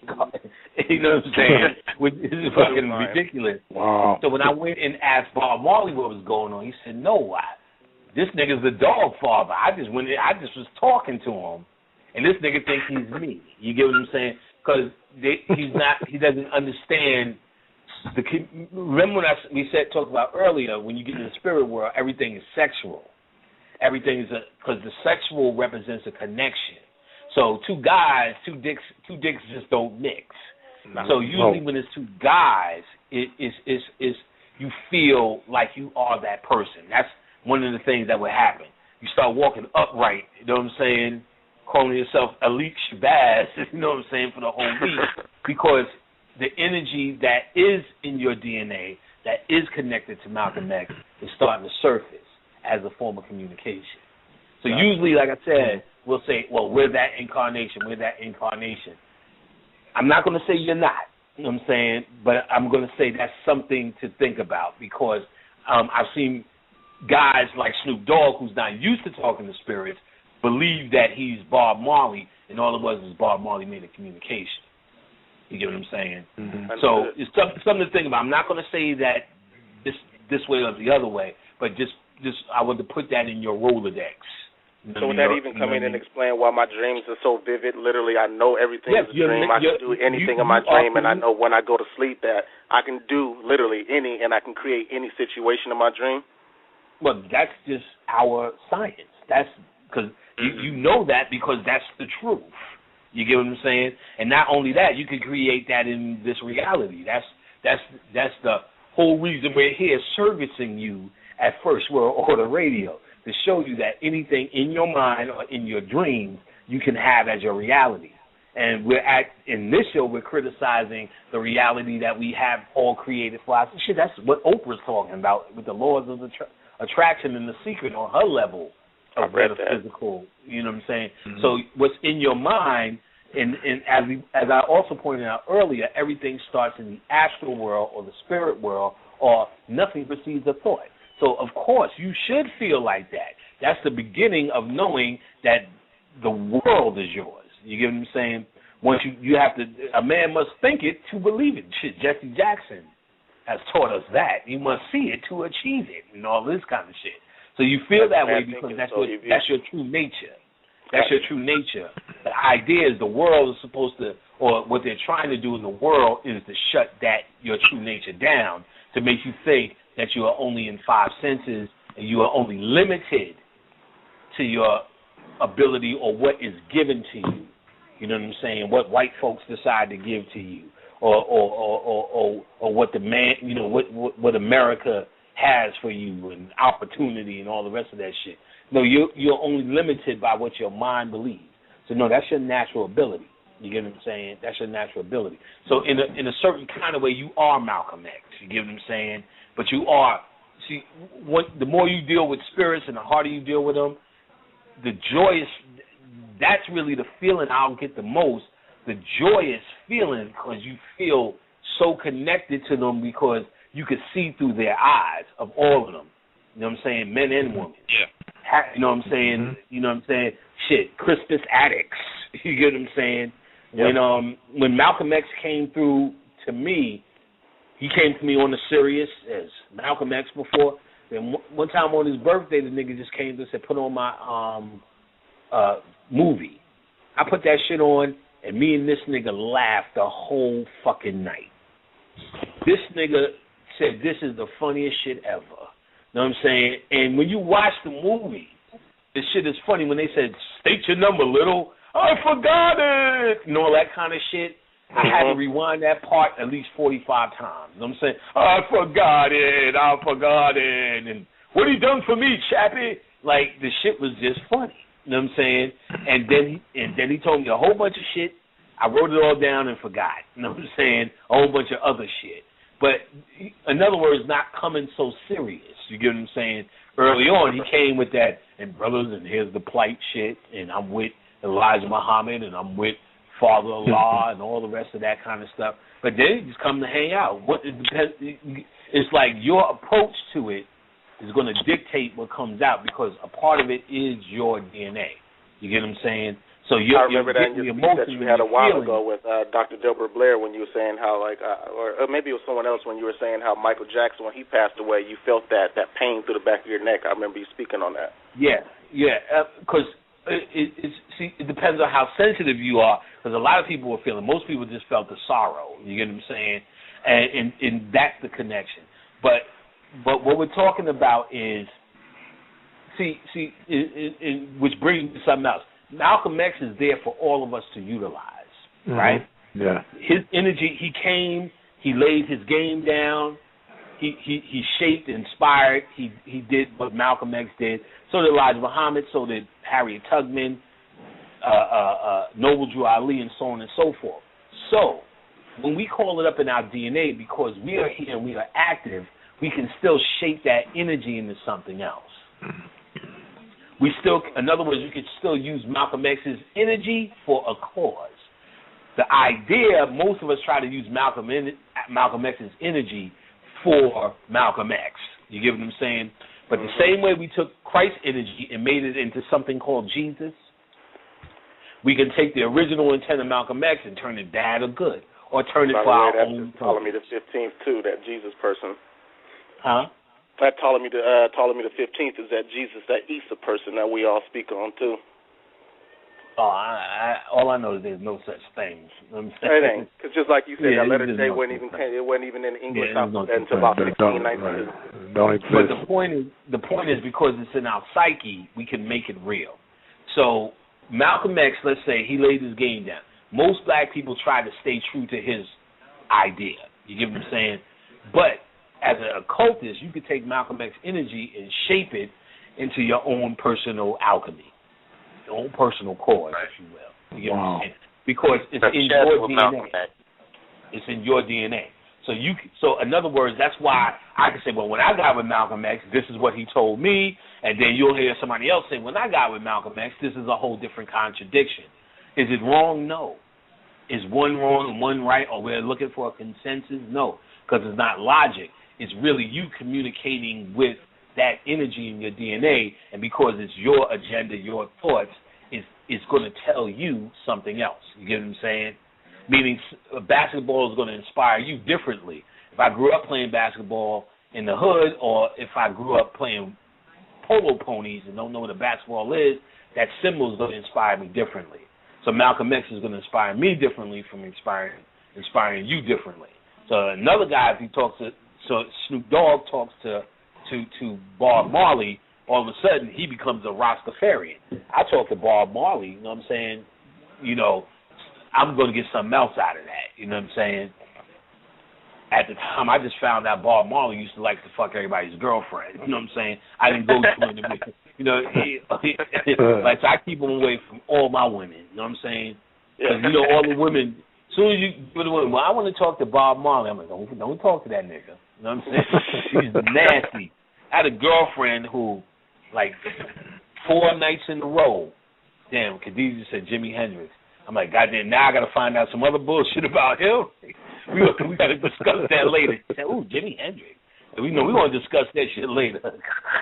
Like, I had a girlfriend, though, who, like, 3 nights in a row, like, oh, my goodness, and Bob Marley he's in my dreams, and he's like a brother, and we were by the lake, and next night, oh, my God, we were in the waters, and the waters were so fresh. Night 4, she woke up holding her pussy. Bob fucked the shit up. I'm like, that sneaky motherfucker, that's my lady. She's like, my ass and pussy hurt. So I'm like, what the fuck? You know what I'm saying? And I'm like, this nigga laughing, we're jamming. You know what I'm saying? Like, nigga, fuck you, nigga. Can't wait to find one of your hoes. You know what I'm saying? And then, like, there's another chick. She's like, yeah, I want to get with Bob Marley. I'm like, no, don't do that. You know what I'm saying? And I said, you going to try to get at that pussy. So she was meditating. She said, word to the mother. As soon as she get in the zone, she felt her pussy tingling. She told him to stop. He stopped, and she talked about whatever they talked about. So he's in the DNA. We can contact him. I'm not going to go to Jamaica and become a Rasta, But Snoop Dogg, that's what Bob Marley's telling Snoop Dogg. So much that he thinks that he's Snoop Lion now. You know what I'm saying? This is your level of understanding and communication. You know what I'm saying? So Malcolm X is in all of us, and he's going to tell us a different story. That's why it's going to contradict. Michael Jackson is going to tell me a different story. The only thing is, if I'm going to be talking about Michael Jackson, you notice I can give you a whole bunch of shit that we can use that's useful. That the idea is he told me stuff that's personal for me and stuff that black folks can use. That's generic that we all can use. That's the difference. You get what I'm saying?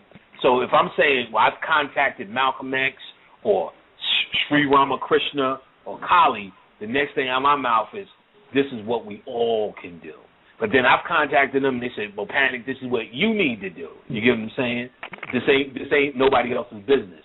So you got to know how to differentiate between the two. You know what I'm saying? There's a Malcolm X for all of us, and then there's a Malcolm X that you can access, and based upon how he impacted you, that's how his spirit's going to impact you. So I knew that was a little bit off, but while we were on the subject, that's something. Oh, no, it's not off. You're right on point. Everything has its purpose. Everything happens for a reason. Yes, sir. Oh, yeah. As my one saying is, like how you say with your synchronicity, in this universe of divine law and order, there is no such thing as coincidence. No, that doesn't exist. I say you use that because people understand or come to understand coincidence. So, you know, we'll use that as the template, but what's really going on is spiritual communication. So anytime, because there is no such thing as a coincidence in the laws of Tahuti, coincidence is actually under the laws of cause and effect. Coincidence is this cause and effect not realized. That's what it is in the Kabbalion. And so since we understand coincidence, it's a way of explaining spiritual cause and effect, meaning you thought of something. If you're thinking about fish all day, you go home and your wife is whipping up some whiting, that's spiritual. You get what I'm saying? Because with your mind, you somehow tuned into something in the reality dictated it either way, even something as little as fish. You know what I mean? It's the process. You hone yourself on that type of thinking or that type of thing because those things lead to bigger things and bigger things until whatever it is you decide that you want. Got you. All right, we getting ready to go to the next caller. Thank you, brother. We getting ready to go to 470. Thank you. 470, you're on the line. What up, fellas? How y'all doing, man? Hey, all right, bro. What's good, man? Man, I got a question that's been haunting me. I'm calling from Atlanta, yo.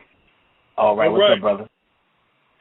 Good. I got a question, man, that's been on the back of my mind for years. You know, I grew up in the church, into the Christianity thing, and I left the church probably around about 98 or so. And came into conscious. I'm fairly new into the conscious game, but Fanny hit on something last week of how you can go into conscious and still have the religious mindset that you have to try to free yourself from. And as I came into consciousness, one thing that was kind of holding me at one little string, and that's the Jesus thing, because it's like me growing up in the church, I saw pastors doing it in church with people who was so-called demon-possessed. And to go even further, I had an aunt that came from, she came out of surgery. She had a brain tumor, and when she came home, bruh, I seen some shit that made the exorcist look bad, you know, and it's like I had an uncle, he was a pastor, so we all got together and prayed for her. And I noticed something about the name of Jesus and how these things react to that name. And it really stirred him up and did something to him. So the biggest thing I've been finding hard to let go is figuring out if Jesus doesn't exist, what are these energies reacting to when that name is pronounced to them?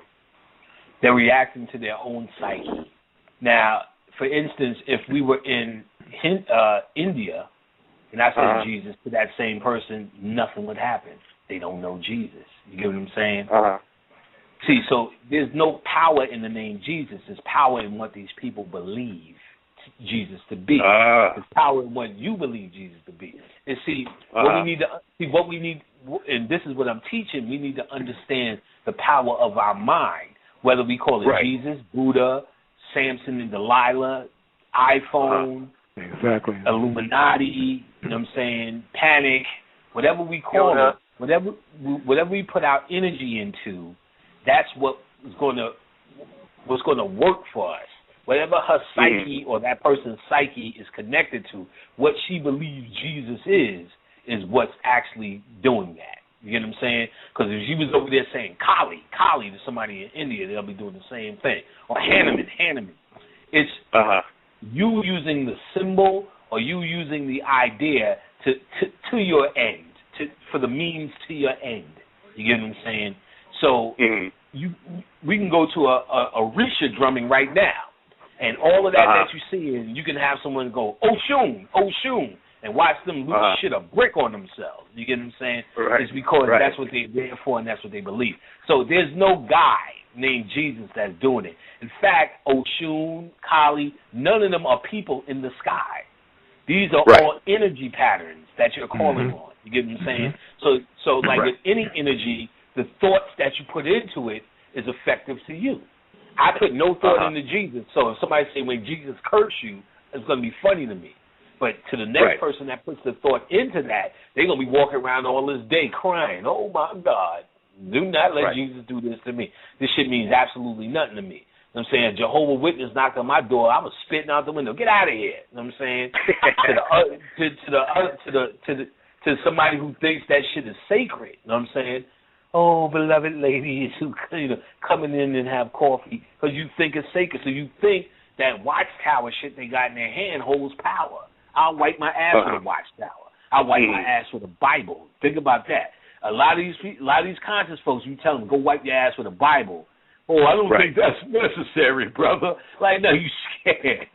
I don't think all of that's necessary, brother, to prove a point. I'll wipe my ass with Bible paper. Who gives a fuck? It holds no power for me. So whether they're crazy, spitting on themselves, or whatever, they still have a belief in Jesus and the people around them. So, they couldn't be there if they didn't. So it's not Jesus. It's what their mind believes Jesus to be.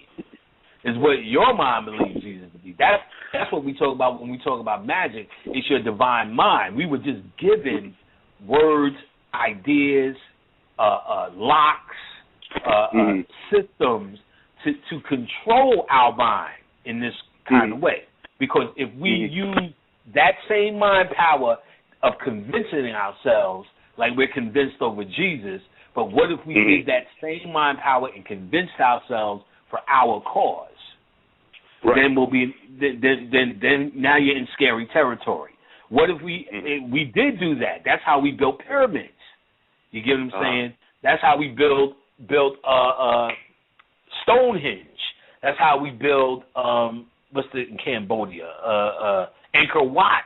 You get what I'm saying? Right, Angkor Wat, because we understood with our mind you can achieve everything. And nobody was talking about nobody named Jesus when they was building the pyramid.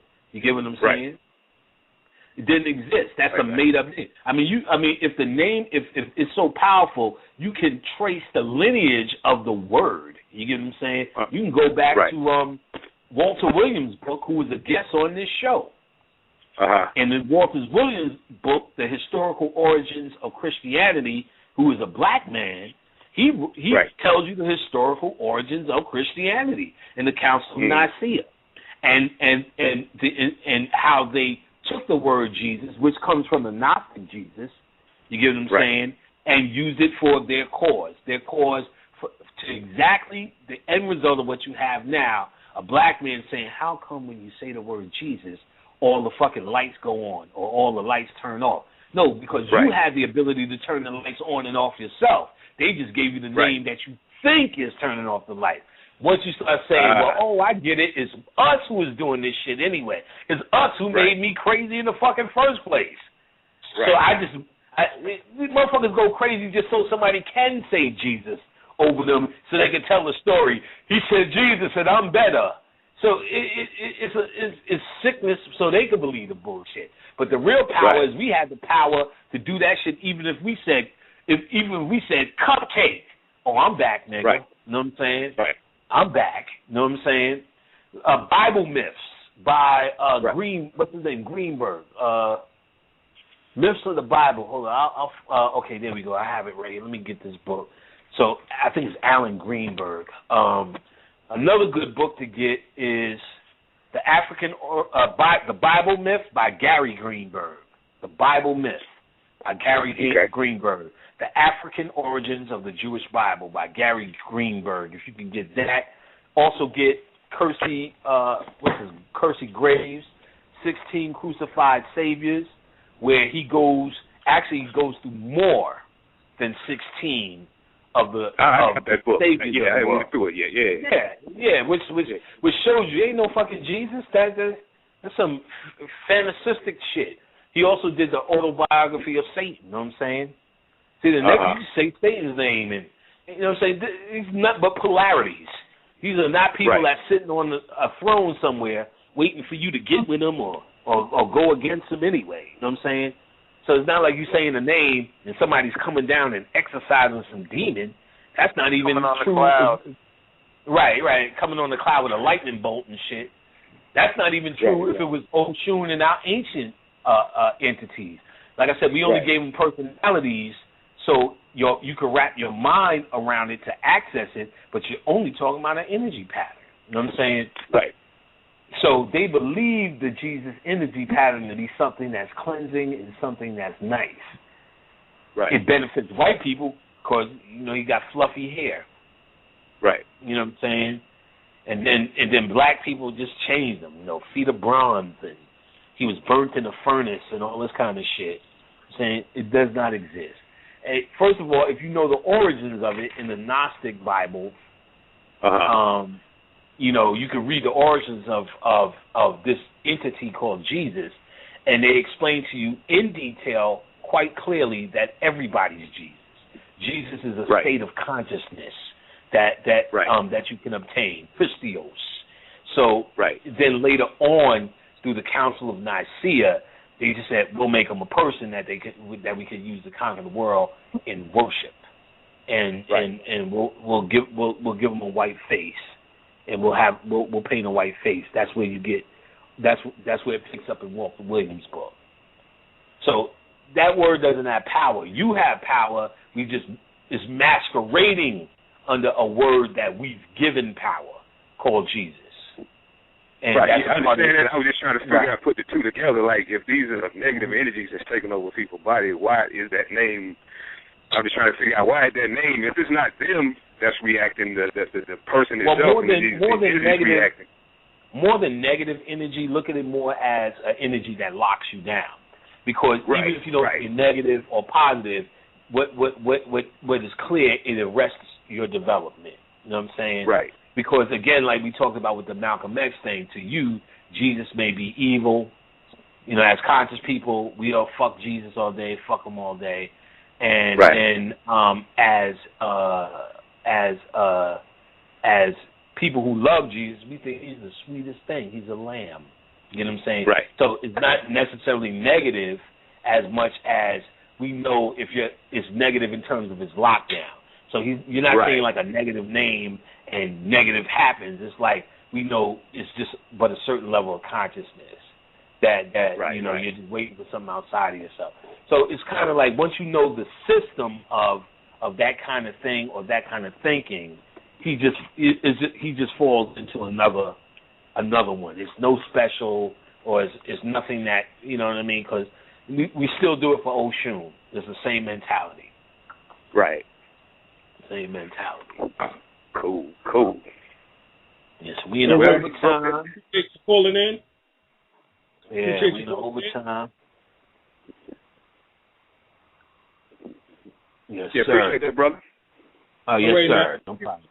Yeah. We got area code 704. Area code 704. You on the line? Hi. Can you hear me? Yes. You can be. Hi. This is Jeanette calling from Charlotte. I met both you guys down in Atlanta last year.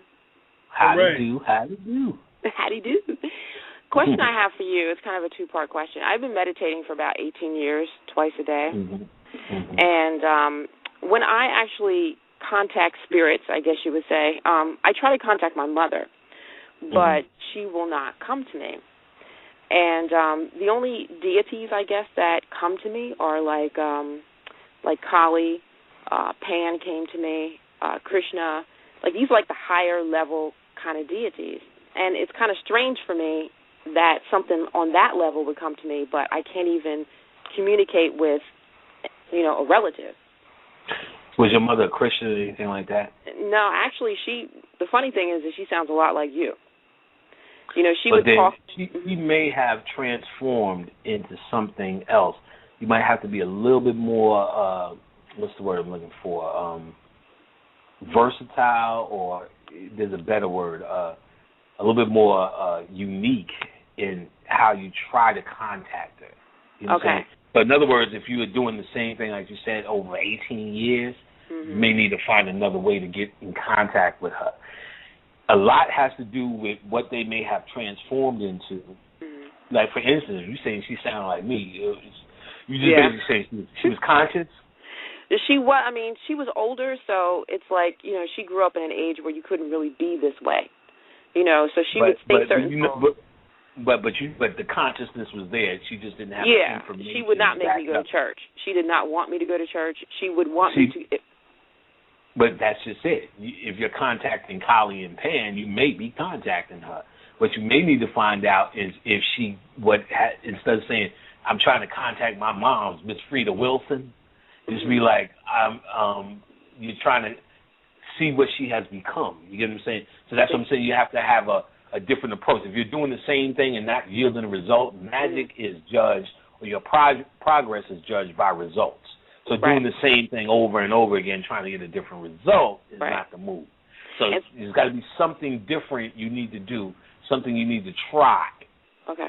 To make because if she's not coming, or you're not realizing she's coming, or she can't come to you that way, it's maybe because she needs to come to you another way. So you're going to have to keep, you know what I mean? And see, actually, she comes to my daughter. Like, my daughter can actually, she can contact relatives. She's 14 years old. So she'll come to my daughter. Then that's her coming to you. Okay. And ask how I'm doing. Like, if you've been, on the other hand, you may have been meditating for 18 years and pulled up, if you're talking to these deities, has a frequency so live that she can't contact you. So she is contacting you through your daughter. Okay. Because she'll ask. You get in where you fit in. You get what I'm saying? Right, and she'll ask, how is she doing? If Khadijah could do all the fucking work, I wouldn't do shit. Right. I wouldn't do shit. You know what I'm saying? Right, and at the same time, like, Anubis will come to my daughter, too. But at the same time, she can actually communicate with ancestors, like humans, people that have lived on this earth. A lot of that will be the innocence. See, when you say things, and not saying you were saying it out of arrogance, but when you say things like, I've been studying for 18 years, you build up a certain prestige in your own mind with it. You know what I'm saying? And not saying you were coming off like that or nothing, but in your own mind, you may build up your own block, because it's almost like you're saying, well, why the fuck won't she come to me now? You get what I'm saying? I've been doing this for 18 years. You get what I'm saying? And that alone may be what's blocking them. Not saying that's the case, just putting it out because we're in this general conversation and not trying to judge you on that level. Right. Just saying, just putting it out because we're on that level.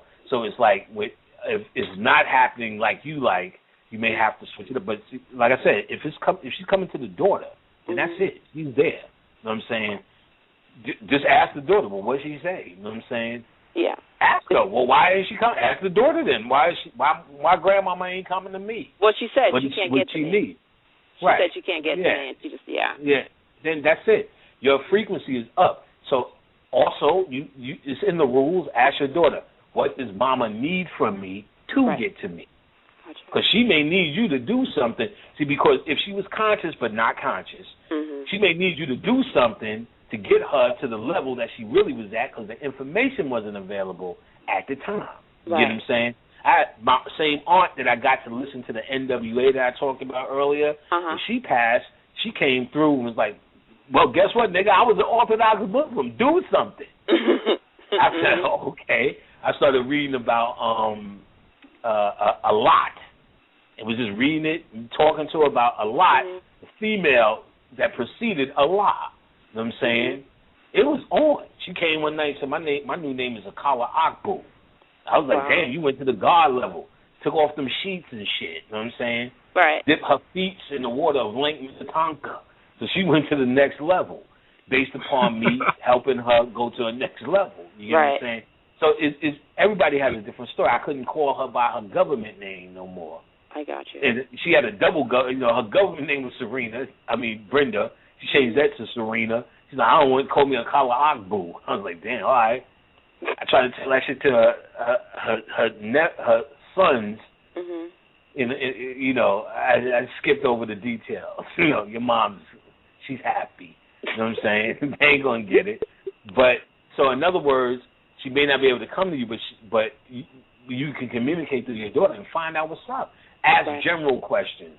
Well, if you can't come to me, is there something I can do? Do you need something? Do you want something? You know what I mean? Right. And they'll tell you straight out, especially if she's talking. I'm thinking you're not having any communication with her. If you're having that communication, then you are communicating with her. Okay. Just probably not the way I want to. The other question not like you think, like you're supposed to be thinking about, but, you take anything you can get. You know what I'm saying? Yeah. Bits and pieces. If you got Pan to come to you, I mean, it's got a limit. If you got Pan to come to you, Yeah, he was the last one who came to me. Yeah, he was the last one. He said they misrepresented me.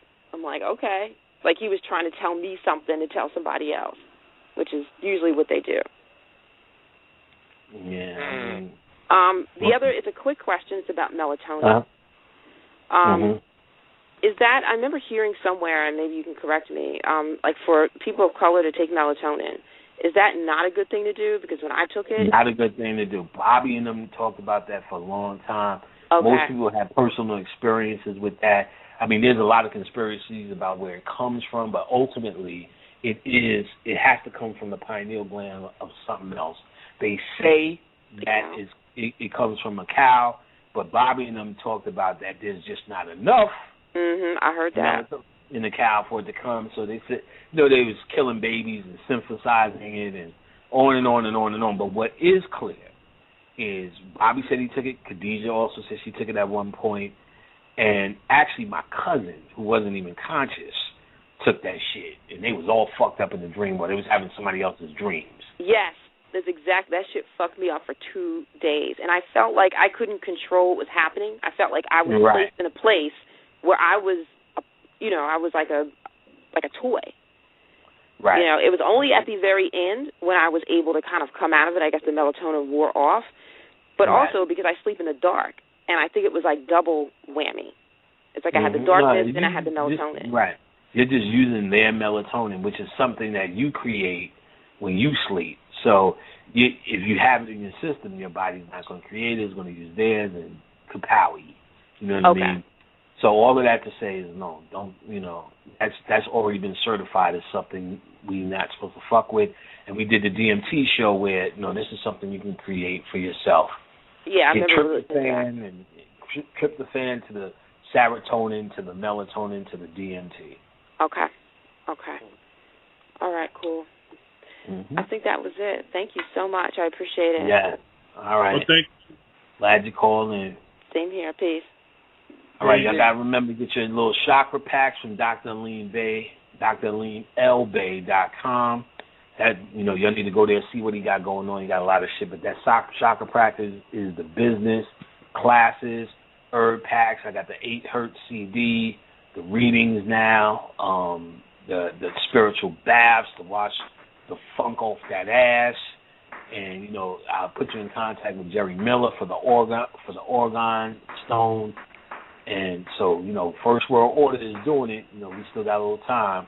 Yes, somebody said, am I doing readings now? I'm doing a specific reading now for the gods or the energy patterns that you can use in your life. The energy patterns that you can use in your life, I'm doing those readings. So it's a specific reading based upon some information I'll need to get from you. So you go on, email me for that. The price is in panicpack@hotmail.com, Nick Rhodes. So that's where you get all the pricing information, all the, anything you need. I know you already took the class to Mitra. And so she could tell you how the class went. She's another one who took the class in person. And long story short, we're going to keep it going. We got more questions. We're going to Keep going till we get kicked off the air, as we do on First World Order Radio every Wednesday night at 8 p.m. No doubt. For those that are still on the line, definitely call in 626-414-3535. That's 626-414-3535. You're still on the line, give us a call. All right? Yes. You in your building, Brother Panic. Hold on, we got a caller right here. We got area code 301. Area code 301. You're on the line. Yeah, what's up? What's up, Alim and Panic? This is Greg. Hey. I got a question about my dreams. For like the last few years, I be having this dream that I'm in some like a jail, but it's almost I'm either in school or I'm in jail. And when I go there, it's almost like same shit. Yeah, same shit exactly. And every time it's like I'm always it's like I first get this like first day, and I keep asking people questions like what's gonna happen, and I don't like everybody. It's always different, but it's almost the same occurrence. Like I suppose I come there, I meet you two there, and I'll be like, so what's next? What am I gonna do? Because I never really spent a whole lot of time in no jail or nothing. Only I've been arrested like before, but I never spent time in jail. It's like every time. I never get past that point. It's always like I just be asking questions. I'll see different people, and it might be a different situation. It's always like real gray, almost like a Matrix type of scenery. It don't look like. Let me ask you, what question do you keep asking? I'm just asking people when I get there, I'm just asking like, what's next, or what do you think is going to happen to me, or because I'm just like, I just be lost. Well, I mean that's clear. That what's next. Ism that you got going on is telling your subconscious mind is telling you you're frozen there. You're frozen and you're locked down in that position. So now, if you see in school, that means you need to learn something.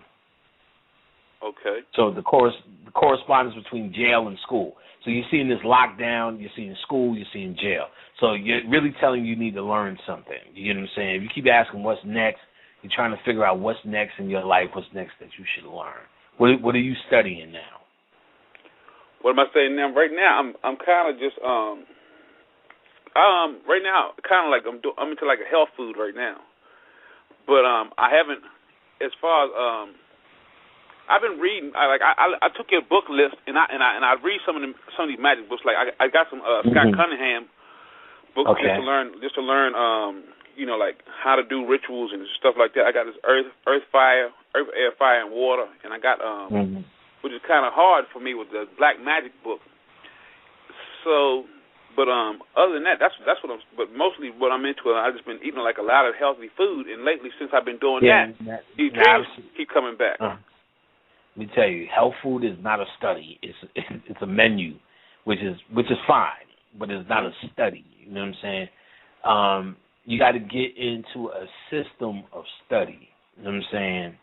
Because I know you know this by now, even though you're studying the health food, and there's still a lot to learn. It's real significant. And it's really, if you're going to be a health food practitioner, that's where the real study comes in. But just someone who's going to eat healthy, you know what I'm saying? Just get a juicer, you know what I mean?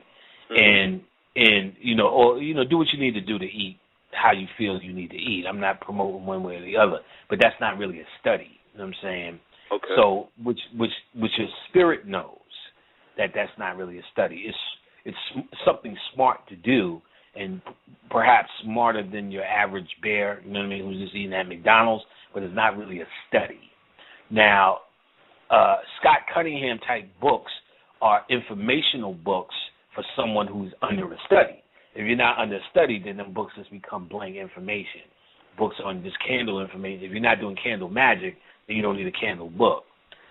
Well, I do some kind of I do my some candle magic, and sometimes how in the books they tell you like try to create your own and stuff like that. So I do rituals. I take baths and all that kind of stuff, and I've got crystals. But and I even done like some mushrooms and stuff a few years ago.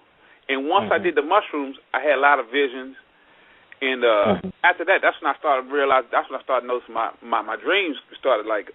I guess maybe I need to be doing more, or because I took mushrooms like maybe 3 years ago, 2.5 years ago, and then after that, things started opening up for me. I unplug everything when I go to sleep, so I do remember dreams now, but it's like the dreams that I'm remembering are not the kind of spooked me out, because I thought, I never get hurt in my dreams. Like, I'm still Superman. Not like if I fall off a cliff, I'm still gonna jump back up or whatever. Like, I was in a guillotine one time, they chopped my head off, and then I still jump back up out. So it's not like I'm losing, but at the same time, I just look at it this way.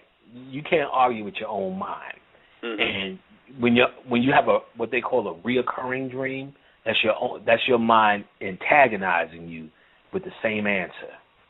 That means you're asking the same question and you're getting the same answer in the form of a reoccurring dream. So you can't even argue with your own mind.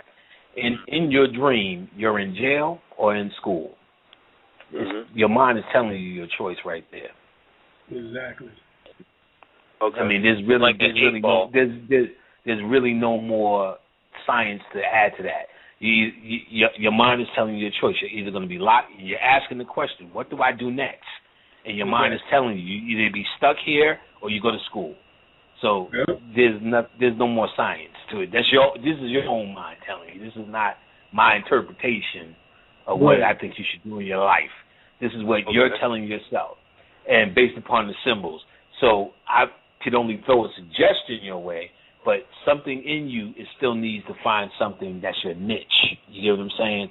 So even in everything that I've studied, everything that Alim studies, you can tell certain things are his niche or my niche or Bobby's niche or Brother Phil's niche, meaning there's a master study within the study.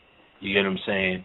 And really, even though you are dabbling with stuff, I don't hear you saying, look, I am the crystal man or I am the candle man. You get what I'm saying? Like, well, I got this book and I got that, which is nothing wrong with that. You know what I'm saying? And really that's how it starts before you find something. But it seems like your spirit is pushing you to say you need to find a system of study that's going to be beneficial to you. You get what I'm saying? Within the things that you're tampering with. So it's not like saying it. No, I was just going to say something that came to my mind because I'm meditating at the same time listening to your question.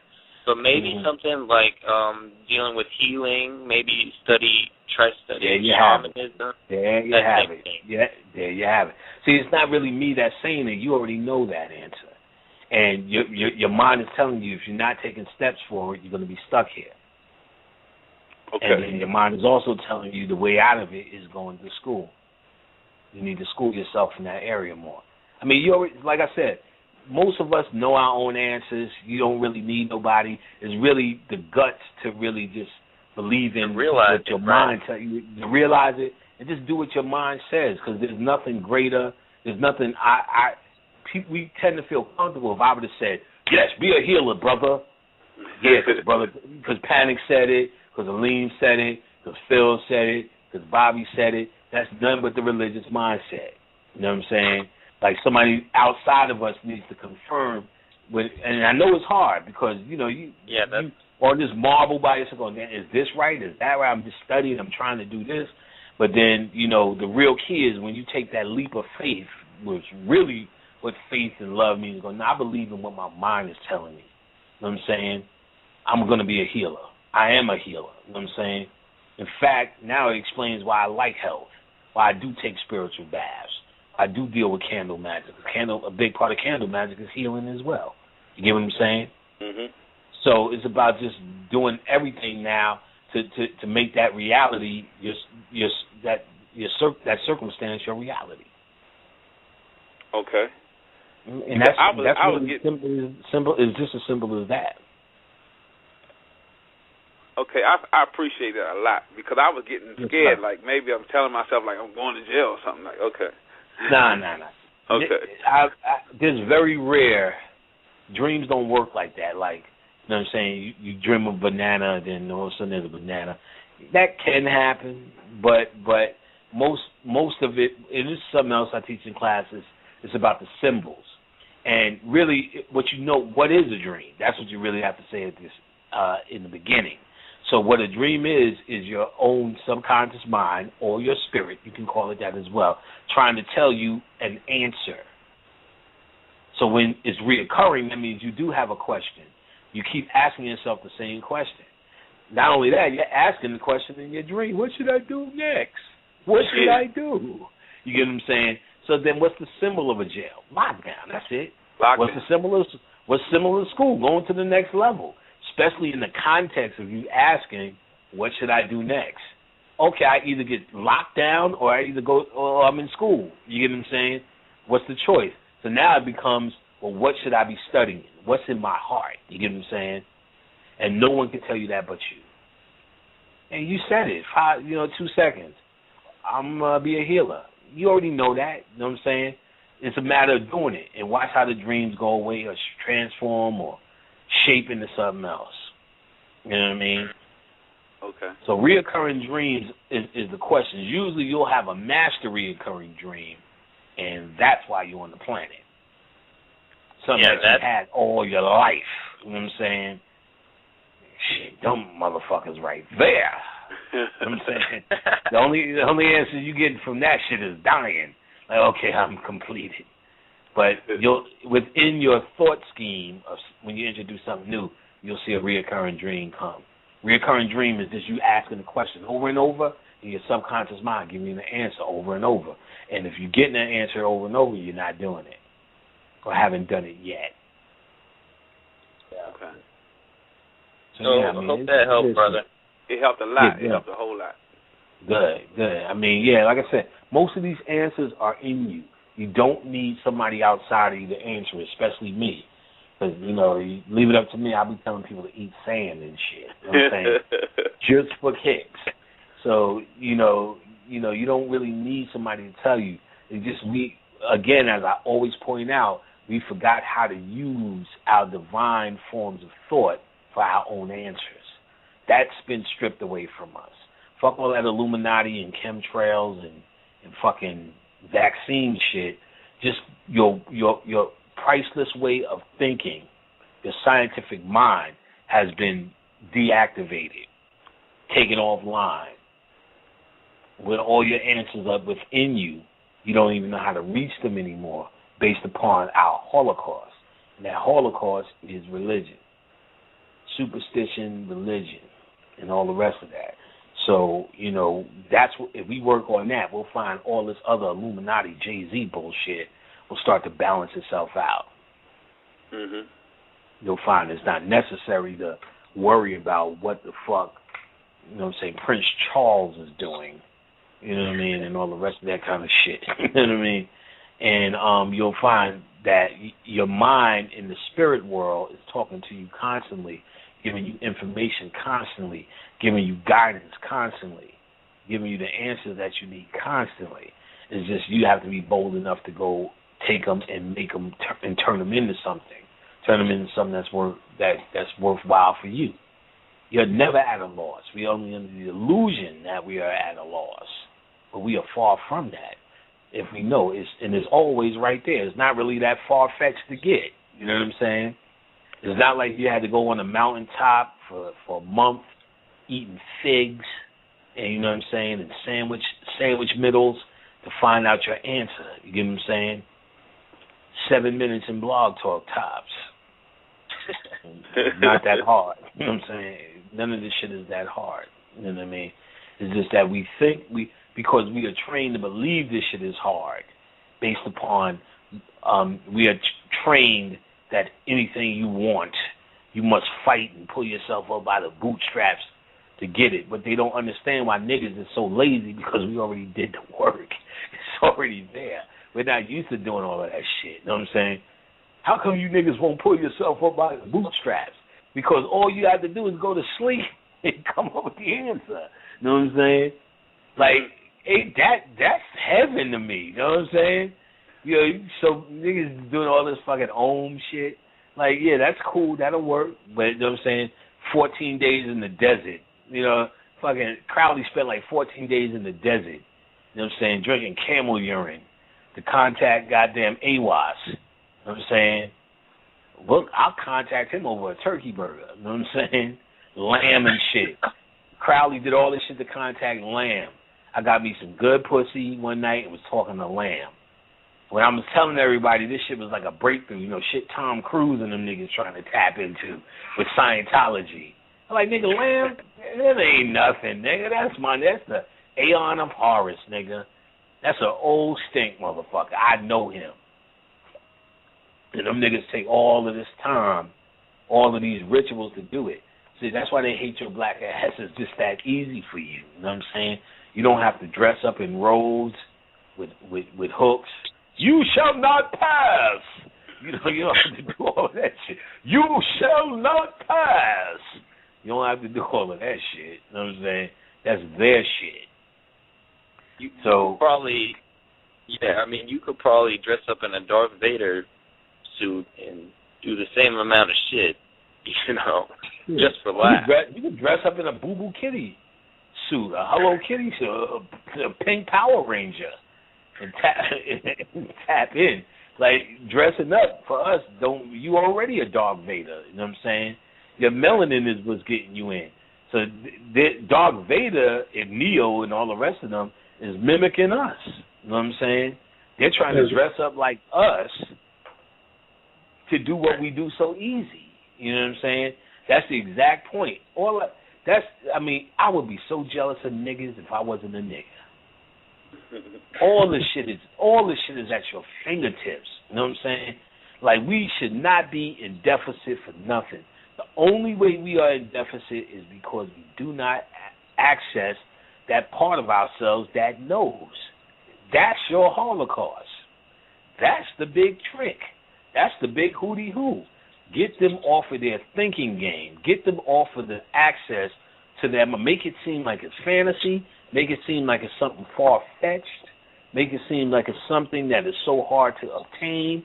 Make it seem like it's something that you need a whole library to understand. Like you got to do circles and squares, light cigars, and if you don't do it right, somebody's going to fuck you up. And make it seem like all of this is going to happen, and they're just going to give up and just listen to panic. You know what I'm saying? It's like, nah, all you have to do, you know, this is so self-sufficient. It's just so the shit is just so within you. It's almost scary sometimes. Like, I can talk to people and just let them tell me their story while they think they're asking me a question. But you knew it the whole time. You had the ability to go home the whole time, Dorothy. All you had to do was click your heels together 3 times. And you was there, and you was there, and you was there. It's all in you. In fact, that's the real, one of the metaphysical truths in part of that movie. That you know what? You know what the crazy thing about it is? What you telling me now? I can go and tell somebody else that, but for some reason I couldn't see it for myself. Right. Most of it is like, again, that's another thing I've talked about. No one is turning the energy within. Everything is about dropping science. That's one of the core things we talk about here on First World Order Radio. It's one of the things I've been ranting about since I got on the radio. Everyone is trying to project consciousness, but everyone will pay the ultimate price, drop all the ultimate goddamn status messages, but no one's taking the journey within. No one is Believe taking me, that you don't want to do that. Right. That's where it's hard. Exactly. That's where it gets hard. Because then you're going to really have to be responsible, answer some shit, and make some changes. Because I've been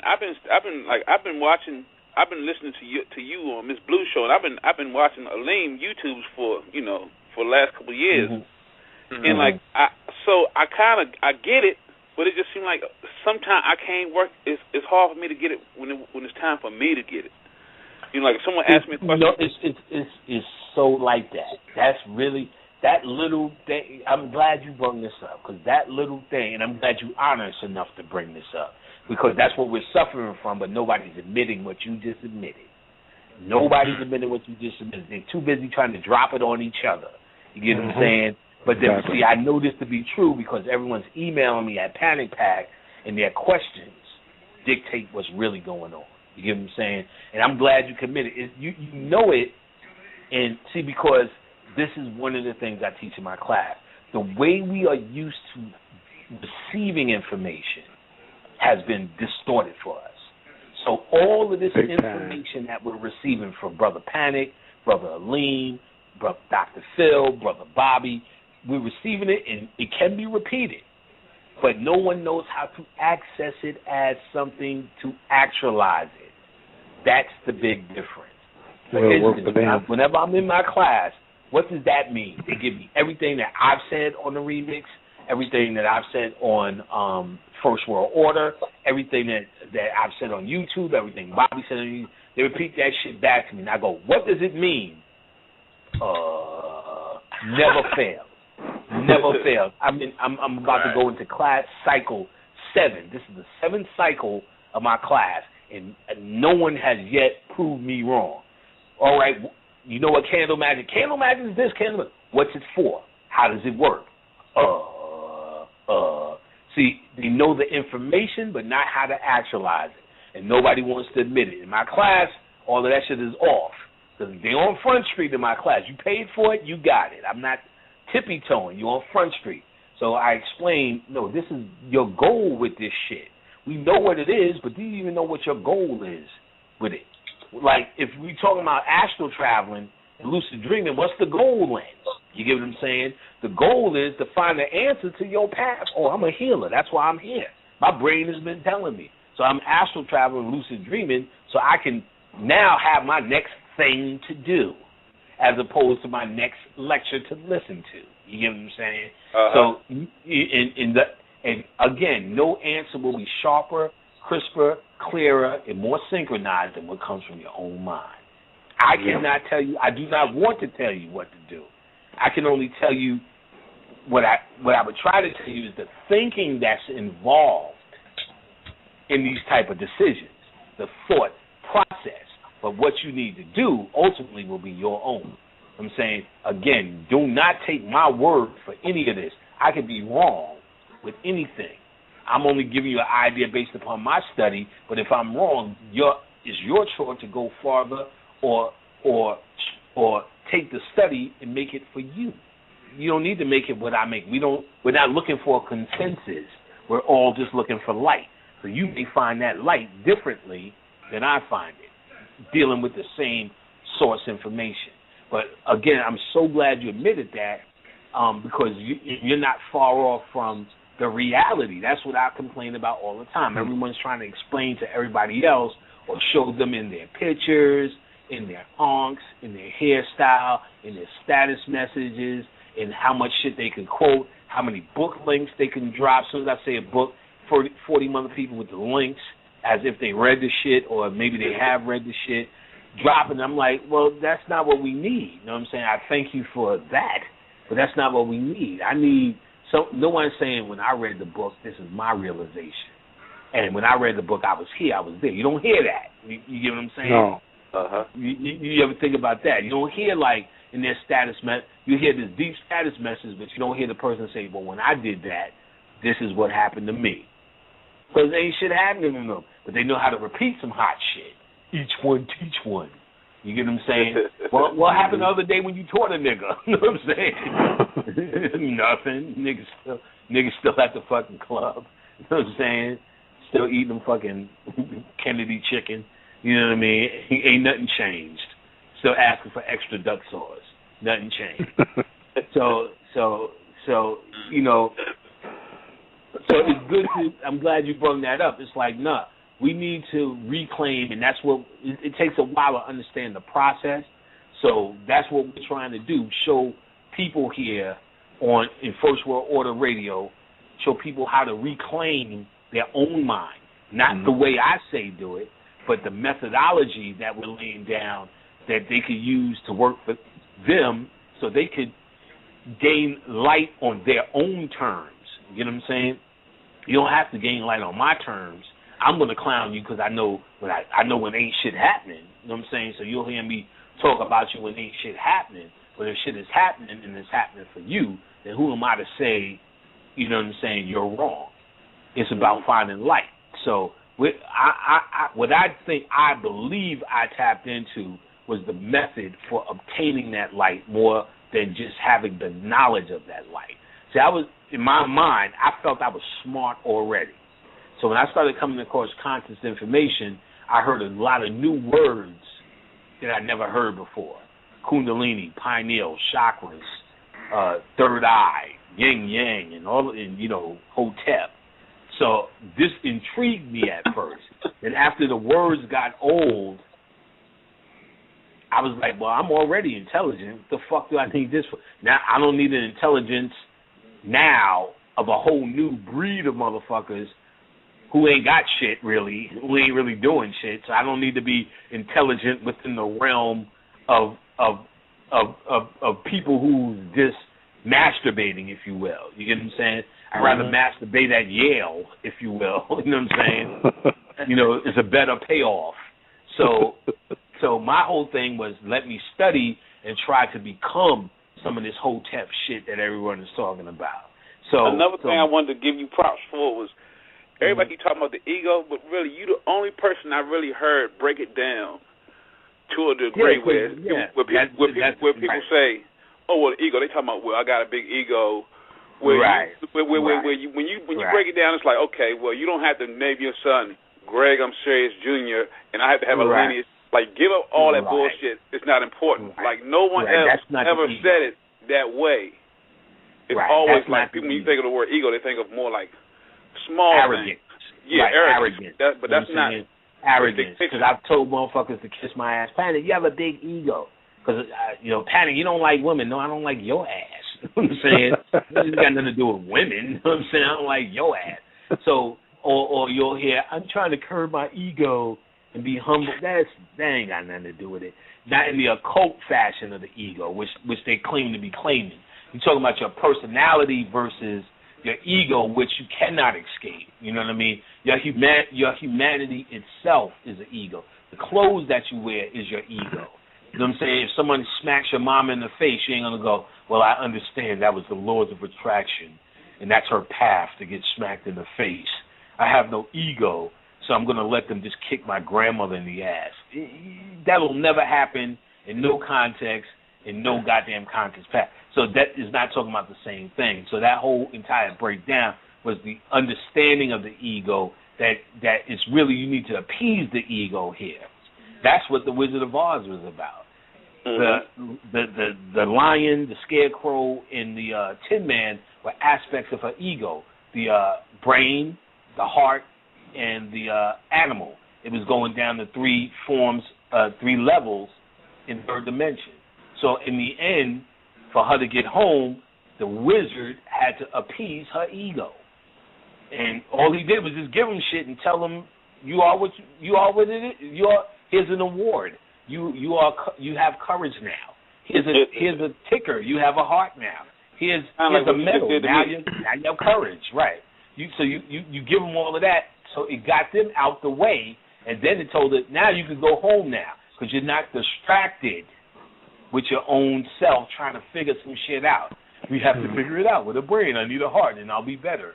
And I'll need courage, and I'll be a man again. It's like, no, you don't need all that thing. That's all a part of the ego. All you have to do is come to see what you did was dealing with the ego when you admit it. Like, I could tell all this to people, but it's not happening for me. That's somebody who's dealing with their ego. Because nobody's going to admit that shit. You know what I'm saying? Nobody's going to admit that shit. You know what I'm saying? Even though we can't see your face, it's all good. And but no one's going to admit that shit. You know what I'm saying? And really, that's someone who that you're the one who's going to learn, because you can admit to yourself something. And really, it's not really about admitting to me or coming clean to me or justifying anything I've said. If you can admit that to yourself, then yourself can give you a real answer. Then you can go home, if you will. You got all that bullshit out the way. You know what I'm saying? You appeased your ego. You gave it what it needs. You know what I'm saying? It's it's reality. Like, look, you know what I'm saying? You're not working for me. So I'm going to give you what you need. Yeah, that's right. I'm going to tell you your truth, which is basically, I can tell this to everybody else, but I don't feel the effects. Not in every context, but in this context, I don't feel the effects. So that means that's somebody who wants to feel the effects of what it is they're working on. You get what I'm saying? So, boom. So once you can admit that, and those are the things you admit to yourself. These are the things I admit to myself. And in my class, this is what I tell people. I don't need you to come clean to me. Oh, Panic, and I meet niggas at the club, and we fuck in the bathroom I don't need to hear all that shit. I don't care. Right. Tell me, look, man, I got a garage full of porno. So what that got to do? They ain't got to do nothing with nothing. I'll come to terms with that shit. You know what I'm saying? There was a time I used to watch porno with the sound on 2. You know what I'm saying? Very low. Now fuck it. You know what I'm saying? Pulled up past this 44. I came to terms with it. I was saying panic. Yeah, I come to terms with it, but it's not for me to. It's not for me to. It's not for me to walk around telling my grandmama. Guess what, grandmama? You know what I'm saying? You ever see the Passa series? It's about these asses that be in the air and the dirty songs of Santa Barbara. There's a whole series, Grandma, the dirty songs of Santa Barbara. It ain't about that coming clean, but to myself, like, why am I embarrassed about what I am? You know what I'm saying? What I do, and you don't really need to prove nothing to no one but yourself. You get what I'm saying? But yourself. Be honest with yourself. Recognize your shortcomings. Recognize your powers. Recognize it for you, not for the world to see it. See, once you start telling your wife, Khadijah, I'm not good at making peas and shit, then that's personality shit. You know what I'm saying? Yeah. If I sit around and go, I'm not good at making peas. I ain't gonna eat that shit. I don't like that shit. I don't give a fuck how many you supposed to juice peas and your melanin will go to the next level. I'm not fucking with it. I understand my limitations. You know what I'm saying? I understand my limitations. I ain't eating that kale salad. I don't give a fuck. I don't give a fuck what they can do for your melanin. You need to eat this kale. No, the fuck I don't. You need to boil some collard greens. That's what we need. We just need to be a compromise here. You know what I'm saying? I can't eat that shit. I don't give a fuck what it does for your melanin. You know what I'm saying? I asked her, Khadijah, bring me some spinach back. I'm going to juice some spinach today. She came back with kale. Spinach looks bad. I'm like, oh, you sneaky. Like, sneaky. You know what I'm saying? She's going to get that kale up in the nigga. So I'm like, it's just that, but that's all personality. But the stuff that you admit to yourself is where you're really going to make your progress. I can't do it. I feel scared. That's really one of the biggest things we need to admit, how scared we are. Because it comes out in different ways. Oh, if you don't do that, Oshun's going to do that. You need to do the Palos right. No, you scared, motherfucker. You just scared to fuck with it. You know what I'm saying? So you need to admit, no, this shit is scary. When I seen the Palos, this shit is scary, but I ain't going to let it scare me. I just kept going with it. I'm like, these niggas is bitches after a while. But then, in the beginning, though, this shit made me some scared. There was one time I did a whole demonic ritual. I thought I was scared for like a day. You know what I'm saying? The next day, I was just scared. What the fuck am I doing? Why am I scared? You know what I'm saying? I called them all these demons. I got ass naked, drew the star, did all that dramatic shit. It was like, yo, maybe I called on too many demons. You know what I mean? Your mind fuck with you. Ain't nothing different. But then you come to terms with that shit and be like, man, what the fuck am I scared of? You know what I'm saying? You start going over in your mind. Demons means Damien, which means genius. In the Greek, you get into all that logical shit. I'm like, man, fuck all of this. You know what I'm saying? Then after a while, you know what I'm saying, all of that type of fear goes away when you see there's nothing to fear. You know what I'm saying? But all of it occurs in your mind. You just really have to, don't act like you're not scared. Deal with your fear. Don't run away from it and say, well, I'm going to fuck with the Palos because I ain't scared. Usually the scaredest motherfuckers is the motherfuckers yelling all day. Dark motherfucker, we the dark side niggas. The dark niggas. You the scaredest motherfucker. Because when this shit, after I talked about it, they're the scaredest motherfucker. Because I did this with Baron Zombie, and now Baron Zombie, like, motherfucker, why you stop yelling that dark side shit, nigga? All I wear is dark drawers, nigga. I don't even wear white drawers, nigga. I'm dark side. Like, y'all religious fanatics. Y'all worse religion. You find out your father's a preacher or some kind. Oh, you just rebelling against your daddy, nigga. That's all that is. That's all that is. You know what I'm saying? Most people, because Bobby Hemmett brung most of the dark side stuff, and I talked to Sister Linda, too, Bobby's doing much better. They're doing what they need to do. So wonderful. We still have Bobby in our thoughts. Great. Now, he brung most of the dark side. He introduced the black community to the devil. And one of the things he told me, Panic, man, when I introduced that shit, they ate the shit up. He said, I thought I would be the outcast when I introduced the devil. He said, these niggas could not get enough of Satan. When I started getting into that Hindu shit and talking about fucking, he said, I lost so many lectures. He said, fucking was worse than the devil. You know what I'm saying? He said, when I started talking about fucking in the Hindu mythology, he said, niggas who was calling me for years, how dare you talk this way? And all this kind of shit. He said, but they ate the devil shit up. You know what I'm saying? And I'm like, God damn. So, like, you know, I can't even remember why I brought up that fucking point. I can't even remember why the fuck I brought up that goddamn point. We got to use one of Bobby's lines. I done went ahead of myself. I done went ahead of myself. I can't remember why I brought up that point. But, yeah, he said he introduced the devil. And then, okay, I remember why I brought it up. Because as I was getting into it, we was on the phone. And one of the things he said, because he introduced the devil, he was telling me, he said, look, let me tell you something. He said, you don't want to fall into this dark side shit like I see a lot of niggas falling and get stuck. He says, I introduced it, but I introduced it with the idea of it being a process. That the dark, or what we call the dark side, is actually the true light side. And it's supposed to return to the light. The darkness represents the oppression, just like we went through our stage of oppression. So these dark entities are trying to become the new light entities, which they were in the first place. They only became dark because they got pushed into the subconscious or the underworld, basically the world of out of your consciousness. So you're trying to, by us bringing them back and raising them up, we're bringing them back in our consciousness for daily living, i.e. the light. So one of the things early on, so he was telling me, do not become, I'm the dark side, nigga. The dark side rules. The dark side is powerful. No, the dark side, your goal is to bring out of darkness comes light.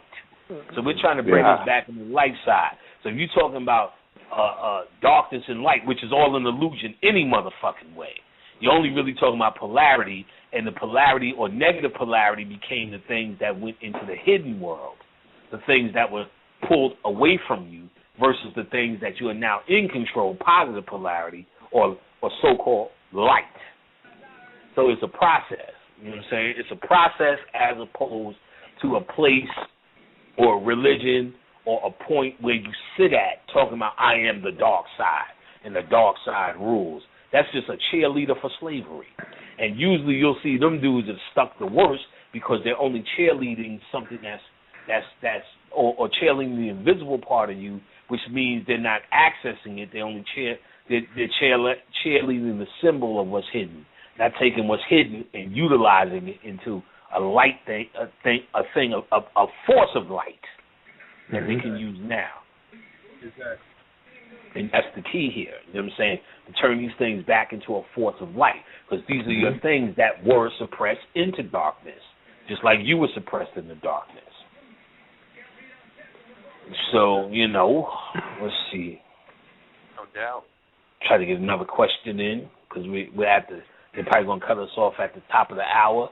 This has been, and we're going to go to the kick us out the room, First World Order Radio, every Wednesday, 8 o'clock. I'll be on most Wednesdays, not every Wednesday, but Brother Alim, Dr. Alim Bey, is here every Wednesday with plenty of shows, plenty of guests, plenty of varieties. Any ideas for guests and shows, email me at panicpack@hotmail.com or contact Dr. Alim Bey at Dr. Alim Bey, Dr. AlimLBey.com. And again, you want to reach out to him for his chakra stones. Everyone's always asking me stones for the chakras. One-stop shop, nice little price from Brother Alim. So dralimelbay.com, of course, herb packs, classes. I can't stress enough the importance of taking our class now. Now is the time. We're about to start a new cycle towards the end of July. So get in where you fit in now. I got herb packs, readings now, a specific reading. I'm doing CDs, new herb packs, new different types of herb packs, and baths. So there's a lot going on at panicpack@hotmail.com. And, you know, we're going to keep banging them out, keep on going. We're going to keep at you. The show, we're looking for good show ideas to make it better for you. Of course, tell a friend, because, you know, Wednesday's night is the new science night, so you need to tell a friend to get on it. A lot of people don't know yet, so the buzz is going. So we need you to spread that buzz, let people know what's going on over here. And so far, the feedback that I'm getting, people are loving the shows. So we're going to keep it up on this level. We have no choice. We cannot fake it. So we have no choice but to keep it up on this level. And, you know, like I said, the party keeps going on and on and on. We keep doing what we do and shall continue every Wednesday, 8 o'clock, First World Order Radio. And maybe we can get one more question in, or if anybody's on the line want to add something, we can do that as well. I was going to say, Brother Alim? Yes. I was going to say, yeah, thanks for, you know, letting me co-host and everything, because you two are, you know, some of my favorite teachers, so I really appreciate it. It's an honor, you know, to just kick it on the show with them. Oh, yeah, no problem. Oh, yeah. You know that's what we do. You know that's honorable, kid. Yes, sir. I'm glad you was here. You had some good questions at the beginning, brother. Glad to have you myself. Yes, sir. Co-host. Brother L, right? too, yeah. Yes, sir, brother. Brother L stays in the building. You know Brother L's in the building. Holding the boards down. Yes, sir, holding brother. The boards down, so, you know. Thank you, brother. Yes, sir. I was going to say, Brother Panic, but you remember me, right? From where did we meet?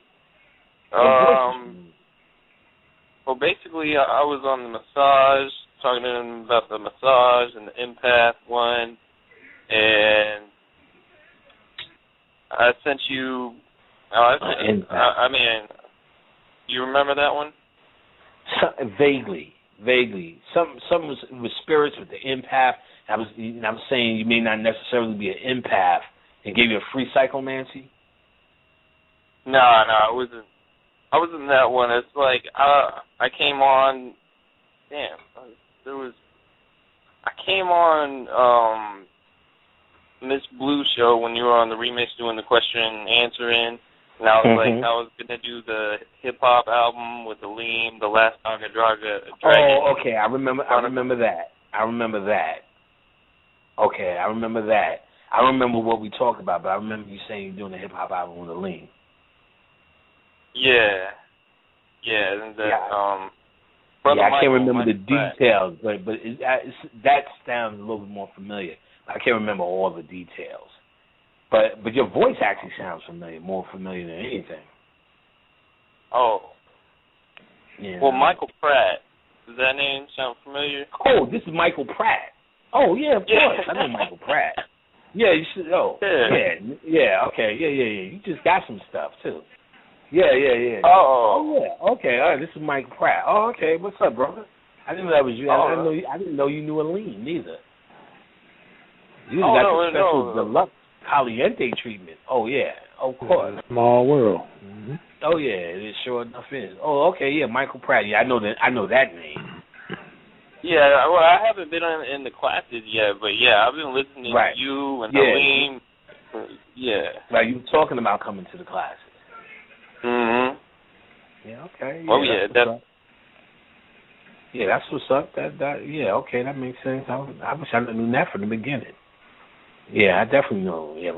See that shit I remember. So it depends. You send enough email, and you're in my group, Pandemonium group. Right. Mm-hmm. Oh yeah, it's all good. It's all good. Yeah, I was the Django guy. Yeah, you remember? Yeah, vaguely, because there's so many questions. You know what I mean? You know, you go through so much information. Like by the time somebody asks a question, you offer on so much information. I just got something. You know, it's got to be something that triggers it. I know your name though. Right. But yeah, I gotta say, like, I think everybody goes through that where when you first get into the consciousness, you like start acting like, you know, you're the shit and you the god and you know, greater than everybody. But I finally feel like, okay, I'm calm with it now. I don't have to say all this shit. Now what am I going to get out of it? Like when you go to stage 2, like stage 1, it was like that for me too, because you learn a whole new language. Everybody in the world becomes dumb, but you know what I'm saying? Those people out there, you know what I mean? The dead people. Yeah. The dead people. Well, I can't talk to no dead people.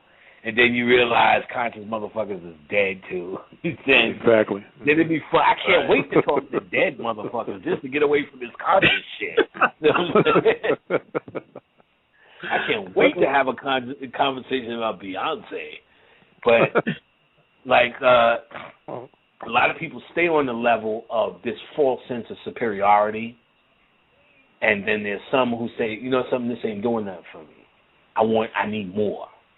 You get what I'm saying? Because that's exactly what happened to me. Like I said, I was an intelligent guy all the time.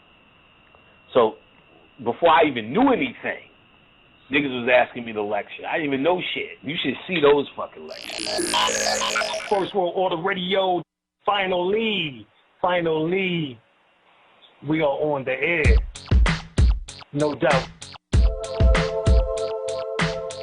All right. There's always going to be somebody in the building on First World Order Radio. We get on into some of that order consciousness tonight. First World Order Radio every Wednesday, 8 p.m. We got to talk about what is taking place on the planet. There's always going to be somebody in the building on First World Order Radio. First, we need to let you know we're going to be doing more shows, giving out more information on Wednesdays. Wednesday at 8 o'clock, we are now going to make this the hottest day of the week. Preceding others in time, order, importance. The most prominent parts, voices, or instruments. Earthly state of human concerns in existence. An indefinite multitude, quantity, or distance. System regulates to bring about specifics in the group based on value and natural characteristics. Current radiates electromagnetistics of sound through the air, same as your thoughts transmits it. Preceding others in time, order, importance. The most prominent parts, voices, or instruments. Earthly state of human concerns in existence. An indefinite multitude, quantity, or distance. System regulates to bring about specifics in the group based on value and natural characteristics. Current radiates electromagnetistics of sound through the air, same as your thoughts transmits it. You need to understand how magical this, something like this every Wednesday can become. So you need to start getting your calendar right, get your schedule right. You need to know our intention straight out. All right, so these clues are given throughout the various languages was to piece the puzzle of this ancient mystery school back together again. And what we plan on doing, both of us, is bringing y'all some surefire dynamite. We're going to take this level up a notch. We're going to have stuff to do here. This is not just going to be about philosophies and theories, shit that works.